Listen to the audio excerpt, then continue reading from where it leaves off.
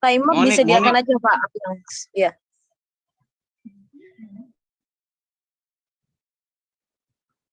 Ya, Aku minta sediakan waktu 5 menit dong. timernya dong, sediakan timernya dong.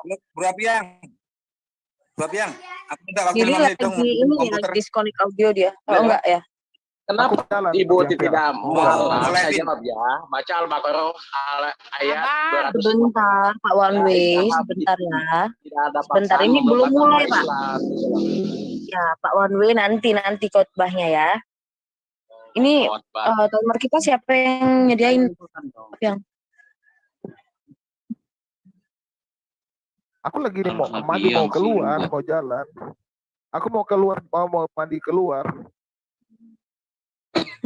Kenapa nggak bisa? domba kecil bisa nggak untuk tampilin timer? Di HP ini. Iya, nggak apa-apa. Oke, tak coba. Aku tak hidupkan komputer dulu. Ini Tunggu dulu ya. saya itu lawan siapa sini? Saya lawan siapa ini? Lawan Pak One Way saya. lawan Bu Uti. Sabar lagi. One Way sudah panik. One Way panik, sabar. Yaudah. Sabar Pak E. Gak kapok di bal-bali Buti, gak kapok. Kamu yang dibal-balin kok. Sejak kapan gua kalah? Nggak ada. Oh, Mau menghibur diri terus. Nggak pernah gua kalah debat. udah panik. Kalian aja yang nggak mau terima. Apa belum panik. Gak kapok itu Buti di bal-bali gitu. Yaudah. Pakai timernya pakai. Iya. Tenangkan dirimu One Way, jangan panik.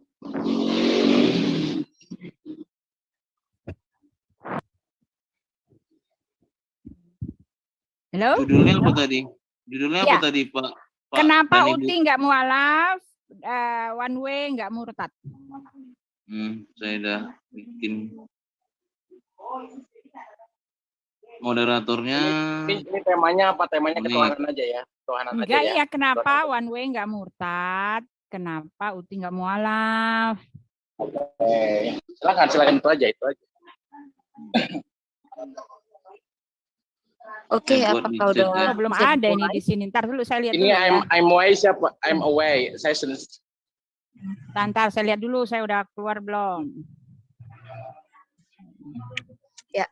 Kan lumayan dimonetize dulu, lumayan kalau ntar saya monetize dulu ya. Kalau nggak dari Gimana? awal dia udah langsung kuning. Ntar saya monetize dulu. 3 menit aja ya Pak One Way, 1 jam 20. Bolak-balik aja, nggak usah. nggak usah 1 jam lah, setengah jam aja cukup kok. Ah, gaya lo. Kalau dari Iyalah, keduanya 1 jam udah deal, sepakat ya, topiknya bisa kita mulai ya Monik ya, Ya. Bu Uti. Iya, kenapa Uti tidak mualaf, One Way tidak murtad? Tidak mau. Bisa masukkan nggak 1 menit aja? Bisa nggak Kak? Bagaimana kalau judulnya siapa yang akan murtad dan siapa yang akan mualaf? Ya, terserah lah. Sama aja. Udah bisa juga itu. Tergantung channelnya mau bikin judul yang variatif, tapi yang penting ada kata mualaf dan murtadin dan murtad gitu ya. Dia minta share screen apa? Ini udah live loh ini. Waktu timer. Udah live loh ini. Yaudah live ini tuh. Udah? Ya. Udahlah. Udah live itu. Timer siapa nih? Belum ada nih, tolong. 3 menit ya opening statement ya.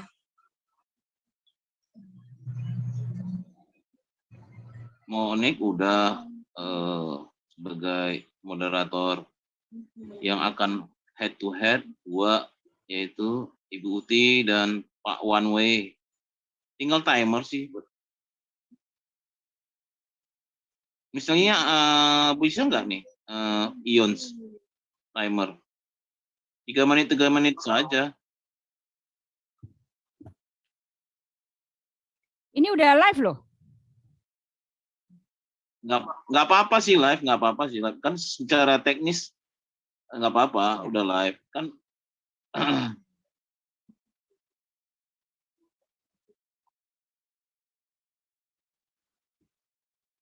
Ya udah, aku hitung aja di sini nanti pada saat opening statementnya 3 menit. Nanti kalau udah habis waktu aku akan bilang.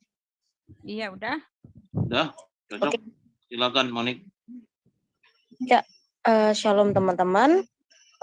Di sore hari ini kita mengadakan diskusi 2 arah dari Ibu Uti Watimena dengan Pak Wanway mengenai mengapa Ibu Uti tidak mualaf dan Pak Wanway tidak murtad. Baik, kita pertama sekali untuk buka opening statement 3 menit dari Ibu Uti. Silakan Bu. Ya, salam kebenaran, nyatakan kebenaran baik atau tidak baik waktunya. Selamat siang teman-teman yang dikasihi oleh Tuhan kita Yesus Kristus. Senang sekali pada siang hari ini kami ya teman-teman dari apa kita sebut dari para apologet Kristen ya WAFM yang bersatu di WAFM di tempat ini, kami ingin memberitakan satu kebenaran firman Tuhan lagi yang disampaikan lewat dialog, yang disampaikan lewat diskusi atau bahkan dalam perdebatan. Melalui kesempatan ini saya dengan Pak Wanwe ingin menyatakan bahwa Tuhan Yesus itu memang adalah Tuhan. Lalu Pak Wanwe dia tidak mau menerima bahwa Tuhan Yesus adalah Tuhan karena dia masih belum tahu apa-apa gitu. Dia belum mengerti dan dia belum mendapatkan pengetahuan tentang itu. Melalui kesempatan kali ini saya berharap ya, saya berdoa supaya Pak Wanwe dicerahkan, supaya dia mengerti bahwa tidak ada keselamatan di luar Yesus, bahwa tidak ada Tuhan selain Yesus gitu kan. Ya, inilah opening saya. Silahkan Pak Wanwe. Ya, untuk waktu selanjutnya 3 menit ya, Monik ya. Nah, silakan. Iya, 3 menit. Oke, jadi ini judulnya kenapa One Way tidak murtad dan Bu Uti tidak mualaf gitu loh ya. Ya, pertanyaan tema yang sangat mudah sebetulnya ya. Kenapa saya tidak murtad? Karena saya manusia yang berpikir, dan Islam itu hanya bagi manusia yang berpikir. Konsep ketuhanan Islam akal dan nalar manusia gitu. Tuhan ahad, Tuhan itu satu, Allah samad, Tuhan tempat bergantung segala makhluk ciptaannya, lam yalid walam yulad, Tuhan tidak beranak dan tidak diperanakan baik secara bigoten atau biologis ataupun ideologis ya, ataupun teologis. Tuhan tidak beranak dan tidak diperanakan. Walam yakulahu kufuwan ahad, dan tidak ada setara dengan Tuhan. Nah, itu konsep Tuhan yang hakiki itu seperti itu, karena Tuhan berbeda dengan makhluk gitu. Kenapa saya tidak murtad? Saya bilang karena saya orang yang berpikir, manusia yang berpikir gitu. Konsep ketuhanan Islam itu masuk di akal sehat gitu. Tidak ada Tuhan yang mengutus Tuhan, tidak ada. Tidak ada Tuhan yang berdoa kepada Tuhan, tidak ada gitu. Saya tidak, akal sehat saya menolak itu ya, menolak mentah-mentah itu gitu. Karena saya sekali lagi ya, kenapa saya tidak murtad ya? Karena saya manusia yang berpikir. Begitu loh. Konsep ketuhanan Islam sesuai dengan akal sehat saya begitu. Lalu kenapa Boti tidak murtad? Kembali lagi surat Al-Baqarah ayat 256. La ikraha fiddin, tidak ada paksaan dalam memeluk agama Islam. Boti mau murtad, mau masuk Islam, mau enggak, tidak ada paksaan gitu. Lakum dinukum waliyadin, untukmu agamamu dan untukku agamaku begitu ya. Jadi sebetulnya kenapa saya tidak murtad? Karena saya manusia yang berpikir. Nah, itu pembukaannya saya, dan saya menggunakan akal sehat saya, dan hanya Islam ya yang konsep teologisnya, ajaran-ajarannya sesuai dengan akal sehat saya. Ya, saya menolak, akal sehat saya menolak itu Tuhan yang mengutus Tuhan yang menuzul jadi manusia. Akal sehat saya menolak karena apa? Tuhan yang menciptakan ruang dan waktu, dan Tuhan mustahil terjebak dalam ruang dan waktu. Manusia itu terjebak dalam ruang dan waktu. Mustahil Tuhan terjebak dalam ciptaannya sendiri. Ya, lalu ya begitu saja pembukaan dari saya ya, cukup simpel, padat, jelas. Terima kasih. Ya, saya ya. Ya, terima kasih ya. Alasan kenapa Pak Wanwe tidak mau menerima. Suaranya nggak kedengar. Suaranya nggak kedengaran. Bentar ya, saya kedengaran lagi ini. ya. Bentar ya. Begini Kedengaran bisa? jelas Pak Bu. Ya. Ya, silakan. Ya, jadi Pak Wanwe mengatakan secara akal sehat dia tidak bisa menerima Tuhan yang menurut dia Tuhan yang satu-satunya yang plok-plok, Tuhan yang seperti yang dia miliki sekarang. Tetapi Pak Wanwe tidak tahu ya, menurut ketidaktahuannya bahwa dia berpikir bahwa Tuhan itu haruslah seperti Tuhannya yang katanya bertauhid ya. Lalu Pak Wanwe mengatakan bahwa secara akal logikanya dia tidak bisa menerima bahwa utusan pengutus utusan adalah sekalian pengutusnya juga ya. Itu adalah karena ketidaktahuan Pak Wanwe ya. Tetapi satu hal yang saya mau katakan bahwa kita beragama, kita menyembah Tuhan karena kita mencari keselamatan. Alasan saya kenapa saya tidak mau menerima atau tidak tertarik untuk masuk ke dalam pengajaran dari Pak Wanwe ya, ngikut Nabi ya, mengakui dia sebagai Nabi saya, karena dia tidak menjaminkan keselamatan, karena saya tahu bahwa Tuhannya bukanlah Tuhan yang benar ya, bukan Allah Abraham, Allah Ishak dan Allah Yakub, bukanlah Allah yang telah tercatat di dalam sejak peradaban abad manusia ya, sejak dunia dijadikan, bukanlah Tuhan yang menciptakan langit dan bumi. Alasan saya kenapa tidak percaya bahwa Nabi Muhammad bukanlah rasul karena tidak ada pengutusannya, tidak ada tandanya, lalu karakter ilahinya juga tidak ada, lalu sama sekali dia tidak punya satu kualifikasi pun untuk mencukupi atau untuk melengkapi bahwa pernyataan atau kesaksian dia sebagai rasul itu adalah benar ya. Semua kualifikasinya tidak ada yang terpenuhi ya. Contohnya untuk menjadi rasul dia harus mempunyai pengutusan yang jelas, harus di depan mata begitu banyak orang, atau dia juga harus mempunyai tanda ilahi yang berasal daripada Tuhan. Ya, karena Tuhan yang saya percayai adalah Tuhan yang berotoritas, Tuhan yang berkuasa, Tuhan yang bekerja secara profesional. Ya, seorang prajurit ketika disuruh maju ke medan perang, dia diperlengkapi dengan senjata. Dia tidak disuruh beli senjata sendiri atau beli tank sendiri, tetapi dia diperlengkapi dengan seragam, dengan senjata, dengan amunisi, supaya memperlengkapi dia untuk maju ke medan perang, supaya orang tahu bahwa dia memang tentara dari satu kerajaan gitu ya. Nah, begitu juga ketika Tuhan mengutus umatnya, dia harus memperlengkapi umatnya itu dengan keterangan-keterangan ya. Ketika nabi-nabi Israel diutus, tidak ada satupun dari mereka yang tidak diperlengkapi dengan tanda-tanda ilahi. Ya, lalu rasul-rasul pun ketika mereka diutus tidak ada yang tidak diperlengkapi dengan tanda-tanda ilahi. Dan yang menjadi masalah ketika saya tidak mau percaya bahwa Muhammad adalah nabi, karena tanda ilahi dari Muhammad adalah hanya berupa tompel gitu loh. Ya, itu sama sekali lemah, tidak berarti dan sama sekali nggak nyambung gitu. Itulah sebabnya saya tidak mau percaya, karena dia tidak punya bukti, dia tidak punya tanda, lalu Tuhannya juga tidak habis, Ibu Uti. diketahui. Nah, itu dia. Ya, terima kasih. Baik, 3 menit. Setelah dari 3 menit ini nanti akan ada sesi battle.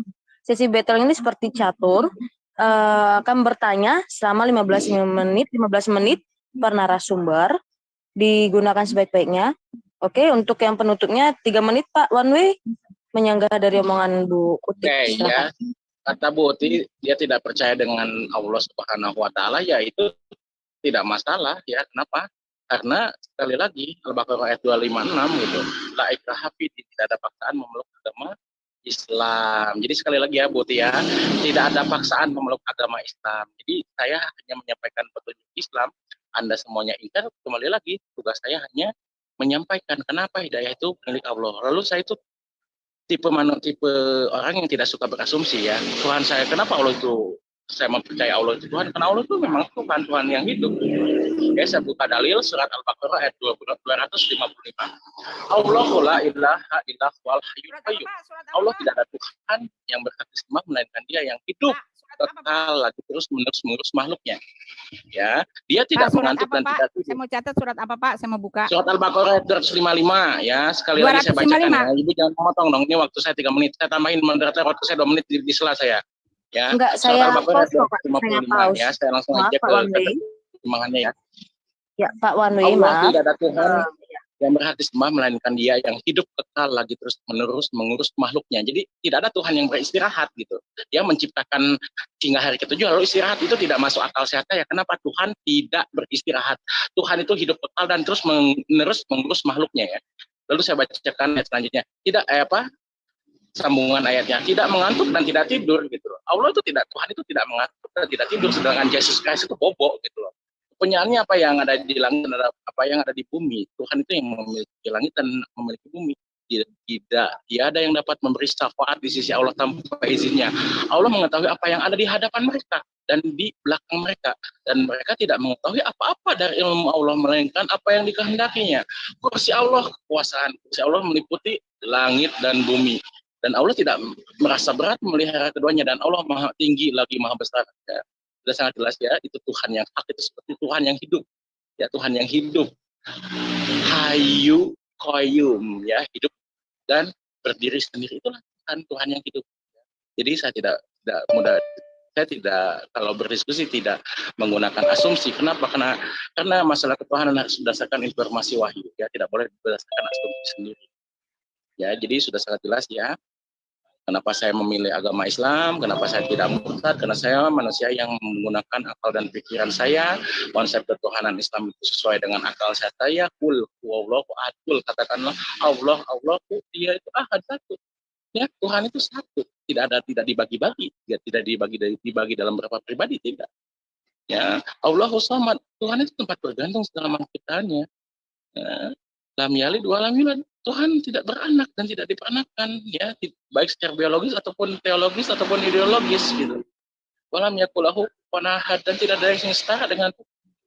Tidak ada yang setara dengan Tuhan. Nah, kenapa saya memilih Islam tidak murtad? Kembali lagi, karena saya manusia yang berpikir. Ada satu ayat dalam Al-Quran yang menyuruh manusia untuk berpikir. Demikian. Ya, saya Ya, tepat sekali waktunya. Sebentar, Bu Uti. Baik, kita sekarang udah masuk ke sesi tanya jawab ya, Bu Uti ya. 15 menit Bentar, Pak, masing-masing. satu kali lagi ya, tanya jawab sekali lagi ya. Boleh nggak? Saya mau terangin dulu yang ini. Oh, itu nanti bisa di sesi battle aja, Bu Uti. Jadi nanti ketika di sesi battle, Bu Uti bisa menjelaskan ketika dia bertanya, dan itu akan berlaku juga sama dia, Bu. Ya, battle-nya 15 menit ya. Jangan nyela, tapi ya jangan interupsi moderator. Nanti juga tolong diberi kesempatan narasumber peserta ini bertanya kepada narasumber. Terima kasih. Oh, bisa Pak. Itu nanti ini di sesi battle-nya Pak, narasumber sama antara narasumber Pak. Ya. Waduh, saya ini ada nggak bisa saya pakai handphone soalnya. Ya udah, saya share screen, nggak kelihatan ini kecil, nggak masalah ya? Nggak apa-apa. Yang Oke, penting pokoknya ada timernya. Jadi ini 15 menit masing-masing narasumber. Ketika bertanya, saya akan pause dan akan yang menjawab akan saya bukakan time-nya. Oke? Yang bertanya pertama sekali silakan Bu Uti, karena tadi opening statement dari Bu Uti pertama sekali 15 menit bertanya dan 15 menit menjawab dari Pak Mei. Ya, siap. Apa saya silakan, jawab dulu yang tadi? Saya mau jawab dulu yang tadi, takut lupa. Yang dia baru nanti Bu Uti ikutin moderator dong, kayak apologet aja. Kan Bu Uti udah senior, ikutin moderator dong. Ya, jadi pertanyaannya adalah di mana pertanyaannya buat Pak Wanwe ya. Pak Wanwe tadi mengatakan bahwa Allah tempat bergantung ya. Sekarang semua boleh-boleh aja ya, boleh-boleh aja kalau cuma mengimani ya. Sekarang di mana ayatnya ketika nabinya itu pernah menghidupkan orang mati, pernah menyembuhkan orang sakit ya. Bergantung ini kan maksudnya bergantung, berharap ya. Manusia berharap kepada dia. Di mana buktinya Allah pernah menghidupkan orang mati, Allah pernah memberi makan 5.000 orang, Allah pernah mengusir setan, Allah pernah memberikan mujizat ya. Di mana buktinya. Lalu ketika dikatakan, ya itu aja dulu dah. Itu aja dulu. Di mana buktinya Allah pernah memberikan mujizatnya kepada umatnya? Ya, silakan Pak Wanwe, 15 menit. Tuhan itu tidak bermukjizat. Tuhan memberikan mukjizat kepada nabinya. Ya, Tuhan sekali lagi ya, Tuhan itu yang memberikan mukjizat kepada nabinya. Ya, Isa alaihissalam diberikan mukjizat seperti tadi itu. Ya, lalu Nabi Musa alaihissalam membelah lautan. Ya, dan itu mukjizat itu biasa bagi saya. Itu kan karena diberikan Allah kepada nabinya. Yang luar biasa bagi saya tanpa membeda-bedakan semua Rasul Allah. Karena Allah melarang saya untuk membeda-bedakan. Yang luar biasa itu adalah Al-Quran. Kenapa? Kalau Nabi Musa ya ketika membelah laut, mukjizatnya itu dirasakan hanya untuk umat-umatnya saja yang sehidup yang bersamanya, ya. Lalu Nabi Isa alaihissalam mukjizatnya dalam Al-Maidah ayat 110 juga, ya. Mukjizat Nabi Isa itu, ya, dapat berbicara, ya. Waktu kecil, ya, saya bacakan surat karena saya tidak biasa berasumsi ya, surat Al-Maidah ayat 110. Ingatlah ketika Allah mengatakan, hai Isa putra Maryam, ingatlah nikmatku kepadamu dan kepada ibumu di waktu aku menguatkan kamu dengan Ruhul Qudus. Jadi Nabi yang dikuatkan dengan Ruhul diutus ya dengan Jibril. Kamu dapat berbicara dengan manusia waktu masih dalam buayan dan sesudah dewasa. Ingat tadi waktu aku mengajar kamu menulis, ya, aku mengajar kamu menulis hikmah Taurat dan Injil. Nabi Isa sudah dari kecil saya sudah menguasai hikmah Taurat. Ya, jadi ya Taurat itu sudah dikuasai oleh Nabi Isa, itu yang menyebabkan rabi-rabi itu iri itu. Ya, Taurat dan Injil. Dan ingatlah pula di waktu kamu membentuk dari tanah suatu bentuk yang berupa burung dengan izinku. Nah, itu bukan dengan kemampuan Isa alaihissalam, tetapi dengan izinku.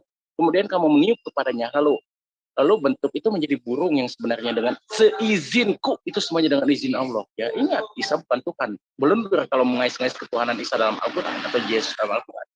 Dan ingatlah di waktu kamu menyembuhkan orang yang buta sejak dalam kandungan, ya, ibu dan orang yang berpenyakit sopak, orang mati dari kubur menjadi hidup dengan izinku, seizinku.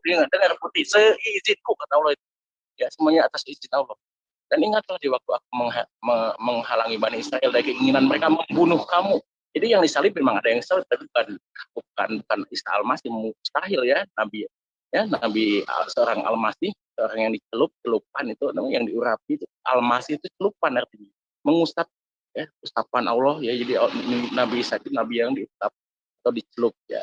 Yang kalau dalam ini ya diurapi dalam bahasa Ibrani. Dan dikala kamu menggemukkan kepada mereka keterangan-keterangan yang nyata, lalu orang-orang kafir di antara mereka berkata, ini tidak lain melainkan sihir yang nyata. Nah, Nabi Isa kalau kayak gitu kan, oh ini sihir kan, itu orang kafir seperti itu.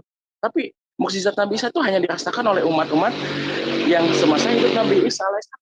Oleh dengan Nabi Musa, beda dengan Nabi Muhammad, mukjizatnya bisa dirasakan. Sekarang apa itu mukjizatnya Al-Quran? Loh, kenapa Al-Quran dibilang mukjizat? Karena Al-Quran adalah lautan ilmu dan manusia-manusia yang berpikir.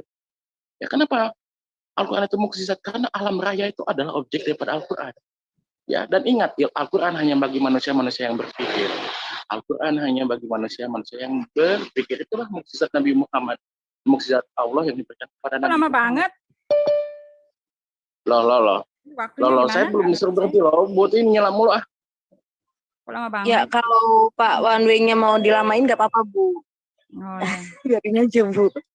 Silakan Pak Kan one. tadi saya mau ini banyak aja yang tuh, mau saya kayak gitu omongin tuh. tadi, kita langsung masuk battle, jadi bukan saya yang jawab. Mungkin beliau tidak ingin ditanya, Bu, kali ya kan. Biarin aja dia ini. Nanti ketika kita berikan pertanyaan lagi, dia jawabnya lama, ya silahkan. Walaupun ngalur ngidul Saya ya, itu Bu. kalau usah ditanya nggak apa-apa.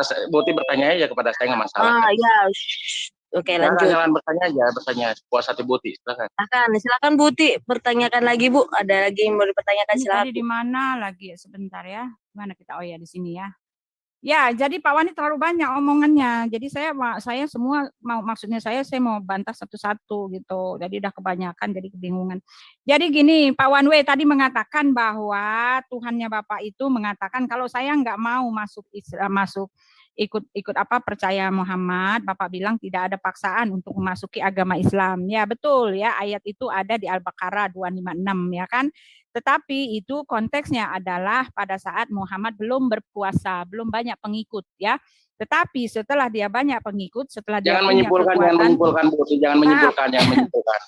Setelah dia punya kekuatan, Al-Tabah 29, perangilah orang-orang yang tidak beriman kepada Allah dan tidak pula beriman pada hari kemudian, dan mereka tidak mengharamkan apa yang diharamkan oleh Allah dan Rasulnya, dan tidak beragama dengan agama yang benar, agama Allah, yaitu orang-orang yang diberikan Alkitab kepada mereka sampai mereka membayar jizyah dengan patuh sedang mereka dalam keadaan tunduk.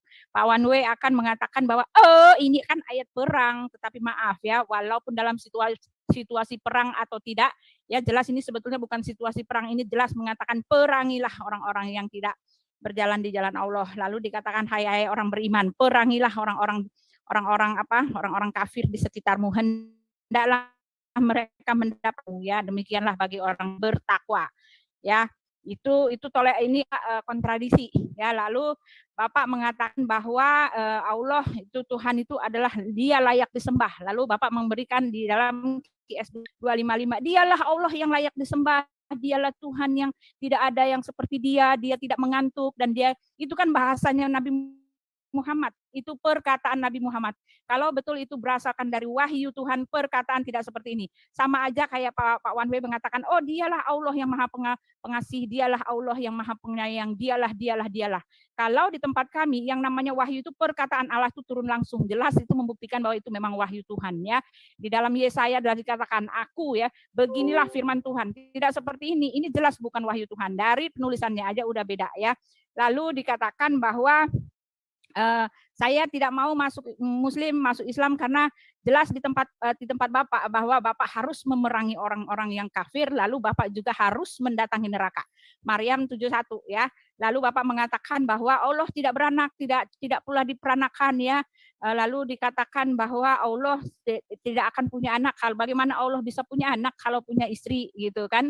Itu jelas ya, dalil yang dipakai untuk menyangkal bahwa Yesus itu adalah Tuhan, adalah anak Allah juga salah ya. Dikatakan bagaimana Allah bisa punya anak kalau dia tidak punya istri. Itu bicara tentang daging, bicara tentang jasmani, dan jelas Allah tidak tahu di sini ya.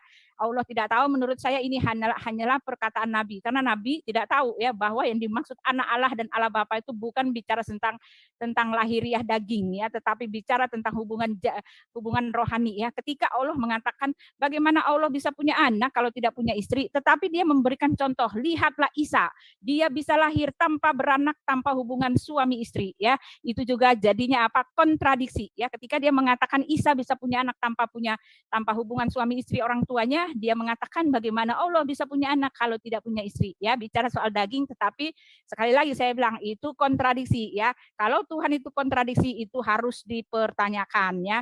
Lalu dikatakan juga bahwa Tuhan memberikan mujizat kepada Nabi ya. Di dalam Al-Qur'an dikatakan bahwa Tuhan itu adalah yang tahu tentang gaib-gaib gitu kan. Hanya Tuhanlah yang tahu tentang yang gaib-gaib. Di dalam Al-Hajj 73. Hai manusia, telah dibuat perumpamaan, maka dengarlah olehmu perumpamaan itu. Sedangkan sesungguhnya segala yang kamu seru selain Allah sekali-kali tidak dapat menciptakan seekor lalat pun. Walaupun mereka bersatu untuk menciptakannya. Jika lalat itu merampas suatu dari mereka, tiadalah mereka dapat merebutnya kembali dari lalat itu. Ya amatlah ya. Amat lemahlah yang menyembah dan amat lemahlah yang disembah.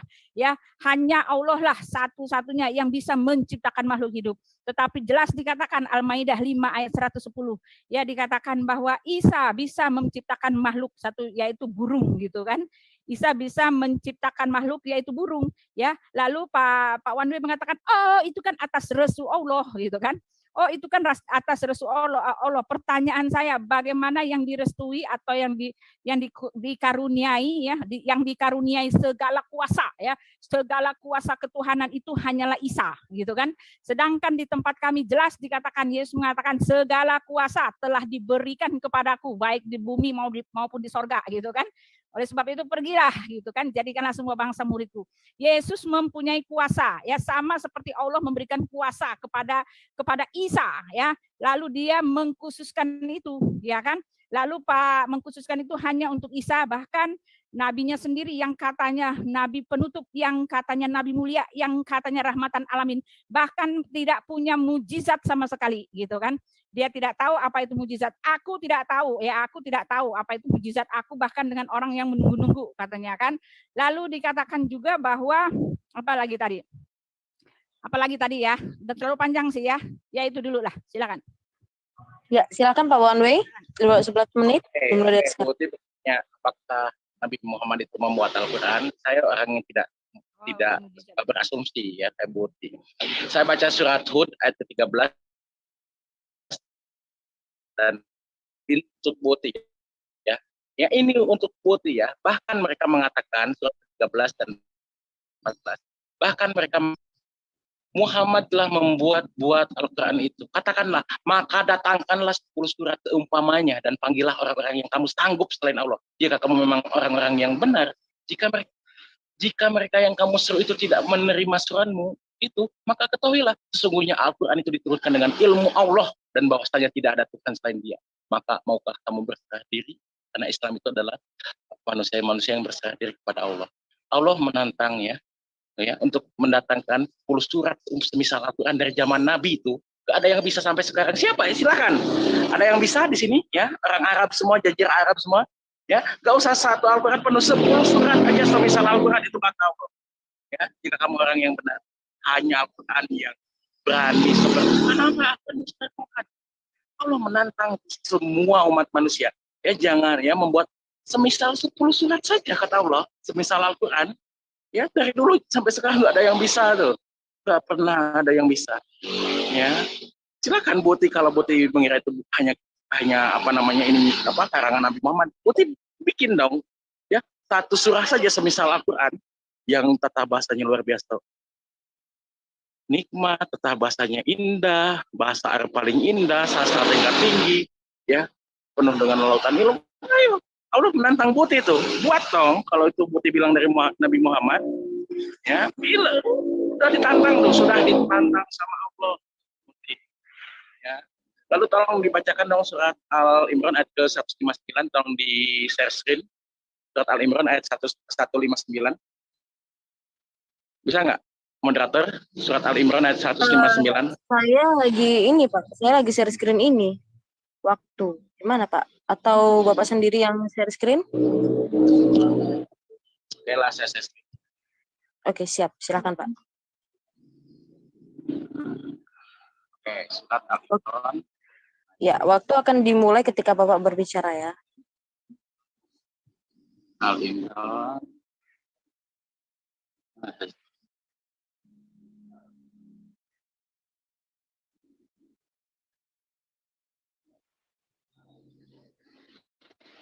Oke, saya bacakan terjemahannya saja ya. Maka berkat rahmatlah terhadap mereka, terhadap kafir. Sekiranya kamu bersikap keras dan berhati kasar, tentulah mereka menjauhkan diri dari sekitar. Karena itu maka mereka ketika Nabi Muhammad dihina, maafkanlah kata Allah, maafkanlah mereka dan mohonkan ampun dan bermusyawarah dengan mereka dalam urusan itu. Kemudian apabila engkau telah, Allah menyuruh bertawakal, bersabar, itu kata Allah pada Nabi Muhammad. Ya, ketika Nabi Muhammad dihina, ketika Nabi Muhammad dimusuhi, apa yang lemah lembut terhadap mereka. Maka bertawakallah kepada Allah, sungguh Allah mencintai orang-orang yang sabar. Lalu kenapa ada ayat perang? Itu ayat kalau itu ayat untuk membela diri. Saya bilang Al-Quran itu sangat logik sekali, luar biasa logik. Ketika ada orang yang mau membunuh kita, apa kita diam saja? Tidaklah. This is the logical of the Quran. Itu logikanya Al-Quran. Ya. Kalau kita tidak membela diri, habis. Ada orang yang mau membunuh, ya. Tetapi ketika ada orang yang mau memusuhi, berlaku lemah lembut, betapa fleksibelnya Al-Quran. Sangat fleksibel, ya, sangat logik, sangat fleksibel. Tidak ayat-ayat perang. Makanya kalau tidak tahu, diam gitu loh. Ya, karena Al-Quran itu dia hanya bagi manusia-manusia yang pikir putih. Ya, sekali lagi tidaklah. Ya kita lawan lah, itu kata Al-Quran. Tetapi kalau ada orang yang memusuhi, ya maka apa kata Allah, aku lemah lembut lah ya terhadap siapapun juga. Ya. Itulah fleksibelnya Al-Quran. Ya, fleksibelnya Al-Quran luar biasa. Makanya Allah sudah menantang surat Hud ayat ke 11 sampai 14 tadi itu sudah menantang itu manusia untuk membuat 10 surat saja yang misal Al-Quran tidak ada yang bisa, karena Al-Quran itu bukan berasal daripada Nabi Muhammad, tapi itu yang diwahyukan Allah. Ya, itu Al-Quran itu adalah kitab yang diwahyukan Allah kepada Nabi Muhammad. Ya, baca surat Hud ya, surat ke-11 ayat 13 dan ke-14. Ya, Allah itu menantang 10 saja loh, 10 semisal Al-Quran, tidak ada yang bisa gitu loh. Ya, jadi sudah sangat jelas ya buat ini Islam itu ajaran yang rahmatan lil alamin ya. Islam itu adalah rahmat bagi. Jadi demikian jawaban dari saya. Silakan moderator. Ya, lama banget sampai bosan. Ya. Lama banget Pak Wawe sampai bosan. Ya, jadi Pak Wanwe tidak bisa menjawab pertanyaan saya. Pertanyaan saya yang paling krusial tidak dijawab. Bahkan dia ngelindur ke sana kemari, ke sana kemari. Tidak ada bukti yang mengatakan bahwa Allah tempat bergantung. Karena tidak ada satupun bukti yang pernah dibuktikan bahwa dia pernah memberi makan 5.000 orang yang lapar. Dia pernah membangkitkan orang mati. Dia pernah mengusir setan, ya. Jadi jelas tidak pernah ada bukti. Jadi itu artinya hanyalah klaim semata. Lalu Bapak mengatakan bahwa tidak ada paksaan. Saya sudah mengatakan bahwa di dalam At-Taubah tadi, perangilah orang-orang kafir di sekitarmu. Lalu Bapak mengatakan bahwa itu adalah dalam konsep perang. Maaf ya, saya bukannya tidak tahu sejarah, karena tidak pernah ada yang namanya Muhammad diperangi, tetapi semua itu terjadi hanyalah karena seruan Muhammad untuk menerima Islam, ya. Di dalam di sini dikatakan, ya saya akan bacakan tentang di penaklukan di Mekah, gitu kan. Suatu perjanjian gencatan senjata yang berlaku untuk 10 tahun telah dibuat dengan Quraisy, tetapi baru 2 tahun kemudian Muhammad melanggar gencatan senjata itu karena dia yakin bahwa dia cukup kuat mengalahkan Mekah. Perselisihan antar suku memberi peluang baginya untuk membuat alasan. Bulan Januari 630 dia berangkat menuju Mekah mengepalai 10.000 orang. Pada hari ke-8 dia berhenti di daerah perbukitan di samping kota. Abu Sofyan, penantang utama Muhammad, mengupayakan wawancara pribadi. Ketika mereka bertemu, Muhammad berkata kepadanya, apakah waktunya belum tiba? Waktu kamu untuk mengakui bahwa hanya ada satu Tuhan dan saya adalah Rasulnya? Dia menjawab bahwa dia masih sangsi. Mendengar ucapan itu, Abbas mengacam dengan acungan pedang, berkata, percayalah dan saksikanlah imanmu pada saat bahaya di atas lehermu ini.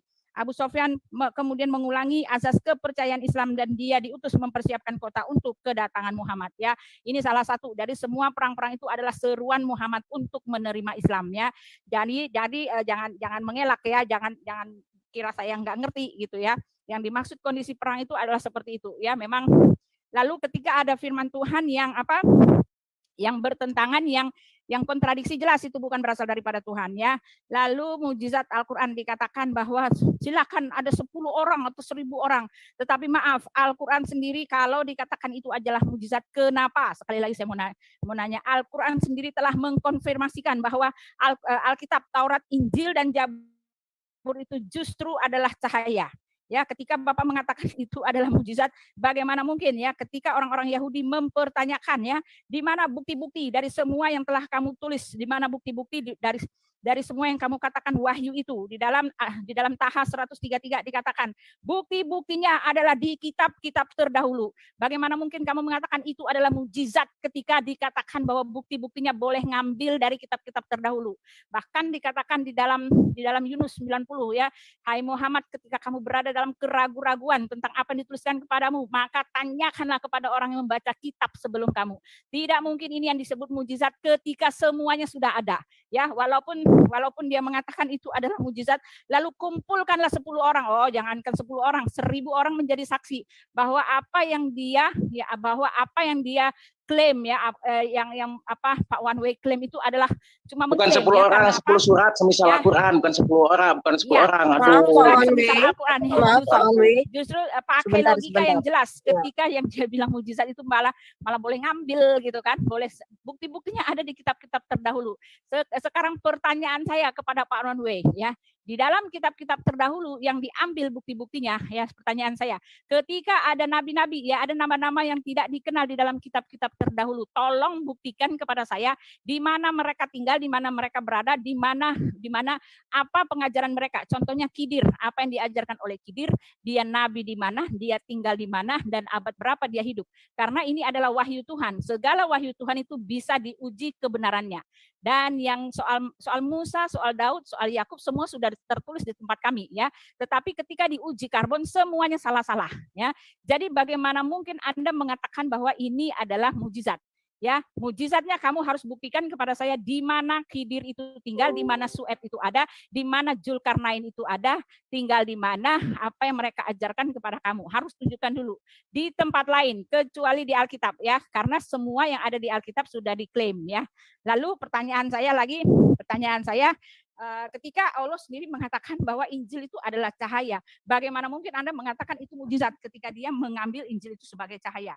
Lah, di dalam ini lagi ya, padahal Nabi sendiri mengatakan, Allah sendiri mengatakan, nih ya di dalam Hud 120, dan semua kisah-kisah dan rasul-rasul kami ceritakan kepadamu ialah kisah-kisah yang dengannya kami teguhkan hatimu, dan dalam surat ini telah datang kepadamu kebenaran serta pengajaran dan peringatan bagi orang-orang yang beriman. Ya, kamu disuruh melihat sejarah. Sejarahnya di mana? Sejarahnya ada di Alkitab. Ketika dikomparasi, ketika diuji karbon, ternyata yang diambil di situ juga salah-salah dengar, salah-salah cerita, salah-salah kronologis. Itu artinya ya bukan mujizat. Saya nggak percaya itu adalah mujizat. Ya, ketika ada orang yang mengatakan, oh sayalah yang membuat yang pertama itu, sayalah yang membuat kapal terbang gitu kan. Ketika ditanya bagaimana cara pembuatannya nggak tahu, artinya ya bukan mujizat, itu aja ya. Silakan Anda mengklaim sendiri. Ya, lalu Bapak mengatakan Muhammad dia berlakulah lemah lembut gitu kan. Berlakulah lemah lembut. Tetapi ada ayat lagi, kontradiksi lagi gitu kan. Janganlah kamu mengambil wali-wali gitu kan. Jangan mengambil wali dari orang kafir gitu kan. Sesungguhnya Allah gitu kan. Sesungguhnya Allah menghasut setan-setan itu untuk membuat orang kafir itu berbuat maksiat semaksiat-maksiatnya. Nah, ini kan artinya apa? Artinya apa? Ya artinya kontradiksi lagi. Nah, sekarang pertanyaan saya, bagaimana kalau Bapak mengatakan ini adalah mukjizat, kontradiksi terjadi di mana-mana gitu loh, Pak. Nah, di Al-Maidah 46 ya. Dan kami iringkan jejak mereka dengan Isa putra Maryam membenarkan kitab yang sebelumnya yaitu Taurat, dan kami telah memberikan kepadanya kitab Injil. Ya, sedang di dalamnya ada petunjuk, ada cahaya yang menerangi dan membenarkan kitab yang sebelumnya ya. Jadi nggak bisa Bapak mengatakan ini adalah mujizat. Mujizat yang paling keren itu adalah apa, Pak? Saya bilang sih mujizat yang paling keren itu adalah pesawat ulang-alik Boeing berapa tuh. Nah, itu mujizat gitu kan. Lalu apalagi yang apa? Yang mujizat paling keren ya ini di HP saya nih. Saya bisa video call, bisa ngelihat muka orang dari sini ke Amerika dalam 1 detik, pencet udah kelihatan orang di sana. Itu namanya mujizat, Pak. Tapi kalau Bapak mengaku itu hanya klaim ya, di Quran Bapak mengaku itu adalah mujizat, hanyalah klaim. Kenapa? Karena semuanya tidak ada yang baru. Sekali saya mengatakan, tidak ada yang baru. Setelah itu juga salah-salah. Justru amburadul kalau saya bilang, Pak, gitu loh. Ya, silakan. Jawab dulu, Pak, pertanyaan saya, Pak. Ya, Oke, di mana Pak kan Nabi Khidir dibicarakan dalam surah Al-Kahfi ayat 62 ya, ayat 63, ayat 64. Di manakah Nabi Khidir berada? Ya, yang jelas Nabi Khidir itu menurut riwayat itu adalah keturunan Romawi dan Persia. Ya. Jadi Nabi Khidir ini seorang nabi yang umat Islam mempercayai nabi yang masih hidup, karena Nabi Khidir ini mengajarkan hakikat atau hikmah, ilmu hikmah ya. Saya bacakan surah Al-Kahfi ayat 62. Nabi Musa berkata kepada Yusya, bawalah kemari makanan kita, sesungguhnya kita telah merasa letih karena perjalanan ini. Ya. Lalu surah Al-Kahfi ayat 63, tidak tahukah guru bahwa ketika kita mencari tempat berlindung di batu tadi, sungguh aku lupa menceritakan ikan itu, dan tidak ada yang membuat aku lupa untuk menceritakan kecuali syaitan, dan ikan itu kembali ke dalam laut. Itu dengan cara yang amat aneh. Bisa di share screen lah surat Al-Kahfi. Bapak silahkan share screen. Aduh, masa ini share screen sendiri sih? Ya, saya nggak bisa, Pak. Di manakah letak Nabi Khidir itu siapa ya? Jelas seorang nabi. Ya, Nabi Khidir itu adalah keturunan dari Persia dan Romawi. Lalu pertanyaan selanjutnya, Buti banyak sih pertanyaannya, apalagi Buti pertanyaannya Buti?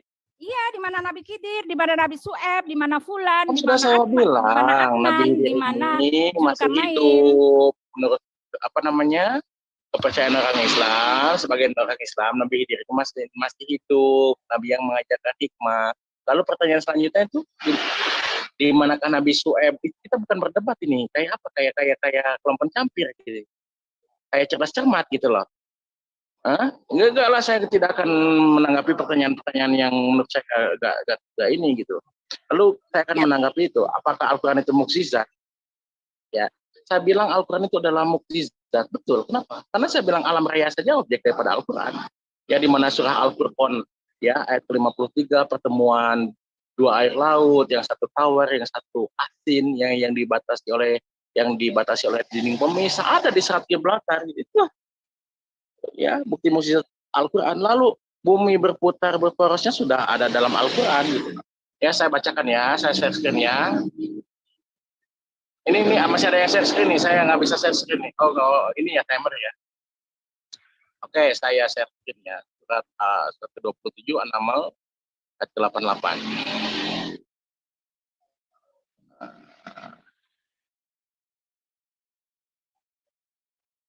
An-Naml 127 mana 27 ayat ke-88.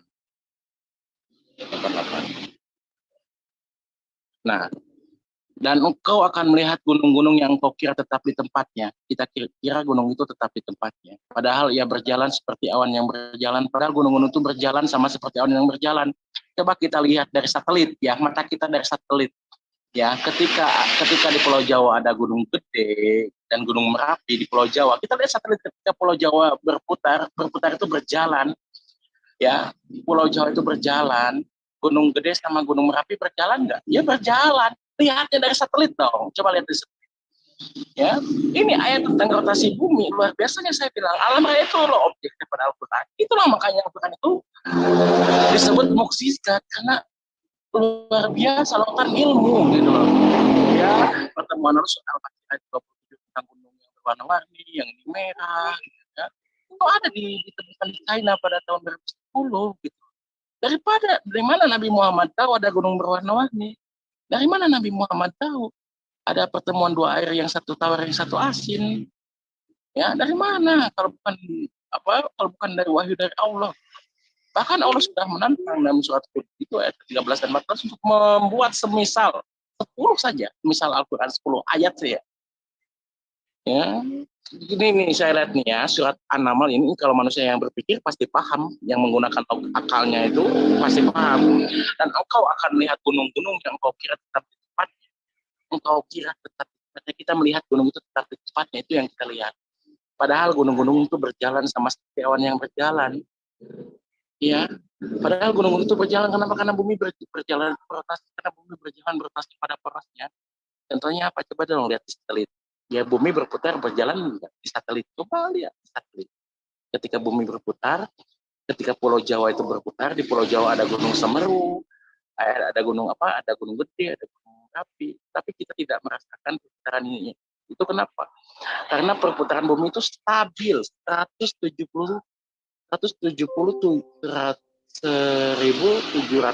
km per jam. Kecepatnya stabil, kita tidak merasakan itu bahwa bumi berjalan. Kenapa? Ada gravitasi yang pertama karena faktor gravitasi bumi. Yang kedua kecepatannya stabil. Padahal bumi itu berjalan dia pada porosnya. Ketika bumi berjalan, gunung pun berjalan. Kenapa? Gunung itu bagian dari bumi. Ketika Pulau Jawa berjalan, gunung pun berjalan. Kenapa? Ya gunung itu bagian dari Pulau Jawa. Gunung misalnya Gunung Gede itu bagian dari Pulau Jawa. Kita bisa satelit tahu bumi itu berputar. Dan hanya ini kalau IQ-nya di bawah pasti ketawa. Tetapi orang yang berpikir dia manusia pasti ngerti apa yang saya sampaikan ini gitu. Ya. Mohon maaf saya tidak menjawab ya Nabi Syuaib di mana. Saya kira itu bukan pertanyaan yang ini gitu. Saya tidak mau dikasih pertanyaan yang kayak gitu. Kasih dong Putih pertanyaan yang susah gitu loh ya. Kemudian Pak, pertanyaan dari Pak Bu Uti. Ya, pertanyaan dari Bu Uti satunya lagi mengenai kenapa Quran itu kontradiksi, Pak. Coba, mengapa Quran kontradiksi? Ya, itu pertanyaan Bu Uti, Pak. Ya, silahkan. Kenapa Quran kontradiksi? Apa? Gimana pertanyaan? Ya, pertanyaan Bu Uti tadi yang belum terjawab juga satunya. Mengapa Al-Quran itu kontradiksi kalau betul itu adalah dari Allah, wahyu dari Allah? Silahkan Pak. Ya tidak ada kontradiksi dalam Al-Quran, kontradiksinya di mana? Ya tidak ada kontradiksi dalam Al-Quran, kontradiksinya di mana? Gitu loh, tidak ada ya. Kalau orang yang bilang Al-Quran ada kontradiksi, tunjukkan dong bukti dong, jangan hoax dong, buktinya mana? Kasih tahu saya data, gitu.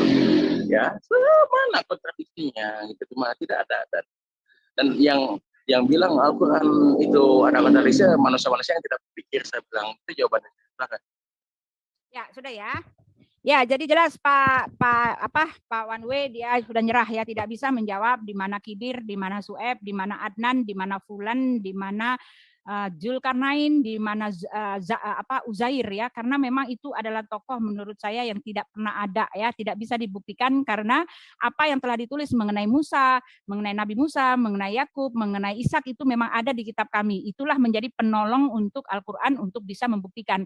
Tetapi di luar itu tidak bisa dibuktikan karena itu tidak tertulis di kitab kami. Jadi itu jelas membuktikan bahwa ini bukanlah mujizat, karena ketika itu dikatakan mujizat itu harus lebih spektakuler, semua bisa terbukti, semua harus nyata dan semua tidak bisa tidak menimbulkan wasangka ya. Di dalam Al-Anbiya 79 jelas dikatakan bahwa Allah memang mengklaim bahwa dialah pelakunya, bahwa dialah sang aktornya, tetapi ketika klaimnya itu dikomparasi, ketika klaim itu diuji coba, ketika klaim itu diuji karbon, ternyata klaimnya betul-betul tidak benar gitu kan. Contohnya di dalam Al-Anbiya 79, maka kami telah memberikan peringatan kepada Sulaiman tentang hukuman yang telah tepat, dan kepada masing-masing mereka telah kami berikan hikmat dan ilmu, dan telah kami tundukkan gunung-gunung dan burung-burung, semua bertasbih bersama Daud, dan kamilah yang melakukannya. Begitu banyak kata kamilah yang melakukannya. Tetapi maaf, ketika dia mengatakan bahwa dialah yang memberikan hikmat kepada Sulaiman, di dalam kitab Raja-Raja jelas bukanlah Allah yang memberikan hikmat kepada Salomo, tetapi Elohim ya. Lalu dikatakan bahwa Daud bertasbih, tetapi maaf, Daud tidak pernah bertasbih ya, seperti itu ya. Jadi itu hanyalah contoh dari klaim yang kosong yang hanya mengaku-ngaku. Itu pun langsung sama ke ketika dia saja, soalnya udah habis waktu. Ya, pertanyaan saya saya hanya menjawab aja yang tadi ya. Jadi itu ya. Jadi dikatakan bahwa Al-Quran adalah mujizat, ya nggak mungkin ya, karena apa yang ada diklaim di situ ternyata tidak betul, dan isi-isinya juga hampir semua bermuara dari Alkitab. Bahkan Al-Quran sendiri mengatakan bahwa Alkitab adalah cahaya. Nah, ketika Bapak mengatakan itu adalah mujizat, saya mau bacakan satu lagi ya. Bahkan syairnya ya, saya akan bacakan ada beberapa syair ya. Dikatakan bahwa ada Al-Quran bukanlah karya sastra yang agung dan unik, masih banyak contoh karya sastra lainnya yang indah-indah berupa syair-syair dan tulisan-tulisan di zaman klasik yang umurnya lebih tua dari Al-Quran. Vikreda dari Arya, India, ditulis dalam bahasa Sanskerta antara tahun 1000 sampai 1500 sesudah Masehi. Buku ini jauh lebih luas dari Al-Quran, memiliki kesamaan sifat dan ditulis oleh beberapa orang. Seorang penyair buta bernama Homer menulis dua syair yang sangat mengesankan dalam bahasa Yunani yang indah, The Odyssey of Iliad dan Iliad. Apa yang harus kita katakan tentang Gilgamesh, Epic, dan The Code of Hammurabi, The Book of the Dead, dari Mesir kuno, dan yang lain-lain karangan-karangan agung klasik. Walaupun bacaan-bacaan tersebut unik dan sangat indah, tapi mereka tidak mengaku bahwa itu adalah wahyu atau diilhamkan dari Allah. Ya, lalu Imrail Qais juga menulis puisi yang termasyhur, yaitu Mu'allaqat di Ka'bah, yang merupakan syair Arab purba yang sangat eksis sebelum Muhammad. Di antara syair-syairnya yang tidak termasuk dalam Mu'allaqat terdapat 4 ayat yang dipinjam dan disisipkan oleh Muhammad ke dalam Al-Quran, yaitu Al-Qamar 54 ayat 1, ayat 29, ayat 31, dan ayat 46. Ya, pada waktu mendengar surat itu dibacakan kuat-kuat, Putri Imrail Qais segera mengenali bahwa surat tersebut adalah syair ayahnya, dan dia bertanya-tanya bagaimana ayat-ayat ayahnya tersebut bisa menjadi bagian dari buku wahyu ilahi yang katanya tersimpan dalam lempengan batu di sorga. Nah itu ya, jadi Bapak bohong ketika Bapak mengatakan itu adalah mujizat. Lalu Bapak cerita bahwa itu mujizatnya adalah ada gravitasi ya 130 kali per jam per menit gitu kan. Lalu pada mulanya adalah embun yang ini naik udara gitu. Pak, sudah saya kasih tahu kan, kita sudah pernah berdebat tentang ini, bahwa sudah saya buktikan bahwa semua yang Bapak klaim itu sudah ada di tempat kami. Ya, bumi itu pada mulanya Bapak mengatakan seperti teori Big Bang ya, dipisahkan dulunya satu, semuanya sudah ada Pak. Jadi jangan bolak-balik di situ, jangan muter-muter di situ ya. Tidak perlu lagi ya, semuanya sudah ada di Alkitab. Pertanyaan saya ketika Bapak mengatakan bahwa itu adalah mujizat, pertanyaan saya, bagaimana susu binatang dihasilkan dari perut? Bagaimana janin manusia itu ada di dalam perut rahim ibunya selama 120 hari. Lalu bagaimana Bapak mengatakan bahwa sperma keluar dari tulang dada? Bagaimana Bapak mengatakan bahwa bumi itu datar? Pak, ada 1000 pernyataan sains yang tepat gitu ya. Walaupun ada banyak sekali bukti-bukti sains yang tertulis di dalam Al-Qur'an kalau itu tepat ya. Betul. Tetapi satu saja, ingat saya bilang ya, satu saja ngawur, satu saja tidak sesuai dengan sains, telah membuktikan bahwa itu bukanlah firman Tuhan. Karena Allah itu absolut, sempurna, dia maha tahu, dia tidak terikat ruang dan waktu, dia ada dan dia mengerti yang sekarang ada, dia ada di zaman dulu, zaman ke depan, dan dia sekarang, dan dialah pemilik kerajaan bumi ini. Oleh sebab itu tidak pernah ada kesalahan di dalam dia memberitakan sains. Sekarang Bapak sudah mengakui bahwa sperma itu bukan keluar dari tulang dada ya. Sekarang orang-orang sudah tahu bahwa janin di dalam perut itu tidak 120 hari tetapi 9 bulan. Semua orang juga tahu bahwa susu sapi itu bukan dihasilkan dari perutnya tetapi dari kelenjar kelenjar susunya. Ya itu salah Pak. Ada banyak sekali yang salah. Dan ilmu sains juga pernah membuktikan bahwa bumi itu tidak pernah datar tetapi bulat ya. Ini membuktikan bahwa Bapak cuma klaim. Apalagi ya. Nah sekarang sueb ya, mengenai kidir, mengenai sueb memang tidak ada Pak, ya jelas tidak ada. Itu artinya memang itu cuma klaim semata. Jadi saya tidak pernah mau mengikuti apa yang cuma klaim. Saya mengikuti yang pasti-pasti saja. Saya mengikuti di mana orang meniru, ya kan? Orang-orang meniru karena kerennya agama saya, orang-orang meniru gitu kan, orang-orang ngikutin, orang-orang mengambil referensi, orang-orang cari-cari pembenaran di dalam kitab saya. Nah, itulah agama yang benar. Makanya saya nggak mau gitu loh ya. Silakan. Oke ya, Al-Quran itu bukan kitab sains. Ya, saya mohon maaf ya, Boti, mengenai di mana Nabi Su'aib, di mana Nabi Hidir, itu pertanyaan ini ya buat anak PAUD. Itu udah diajari oleh pada waktu anak-anak masih sekolah ya, udah diajari semua Nabi Adam sampai Nabi Isa di mana ya. Saya mohon maaf tidak menanggapi pertanyaan-pertanyaan yang seperti itu ya. Oke, mengenai penciptaan alam raya itu berbicara sains dengan dari Bible dengan Al-Quran itu jangan harap di dalam Bible ada sains gitu loh. Mohon maaf gitu.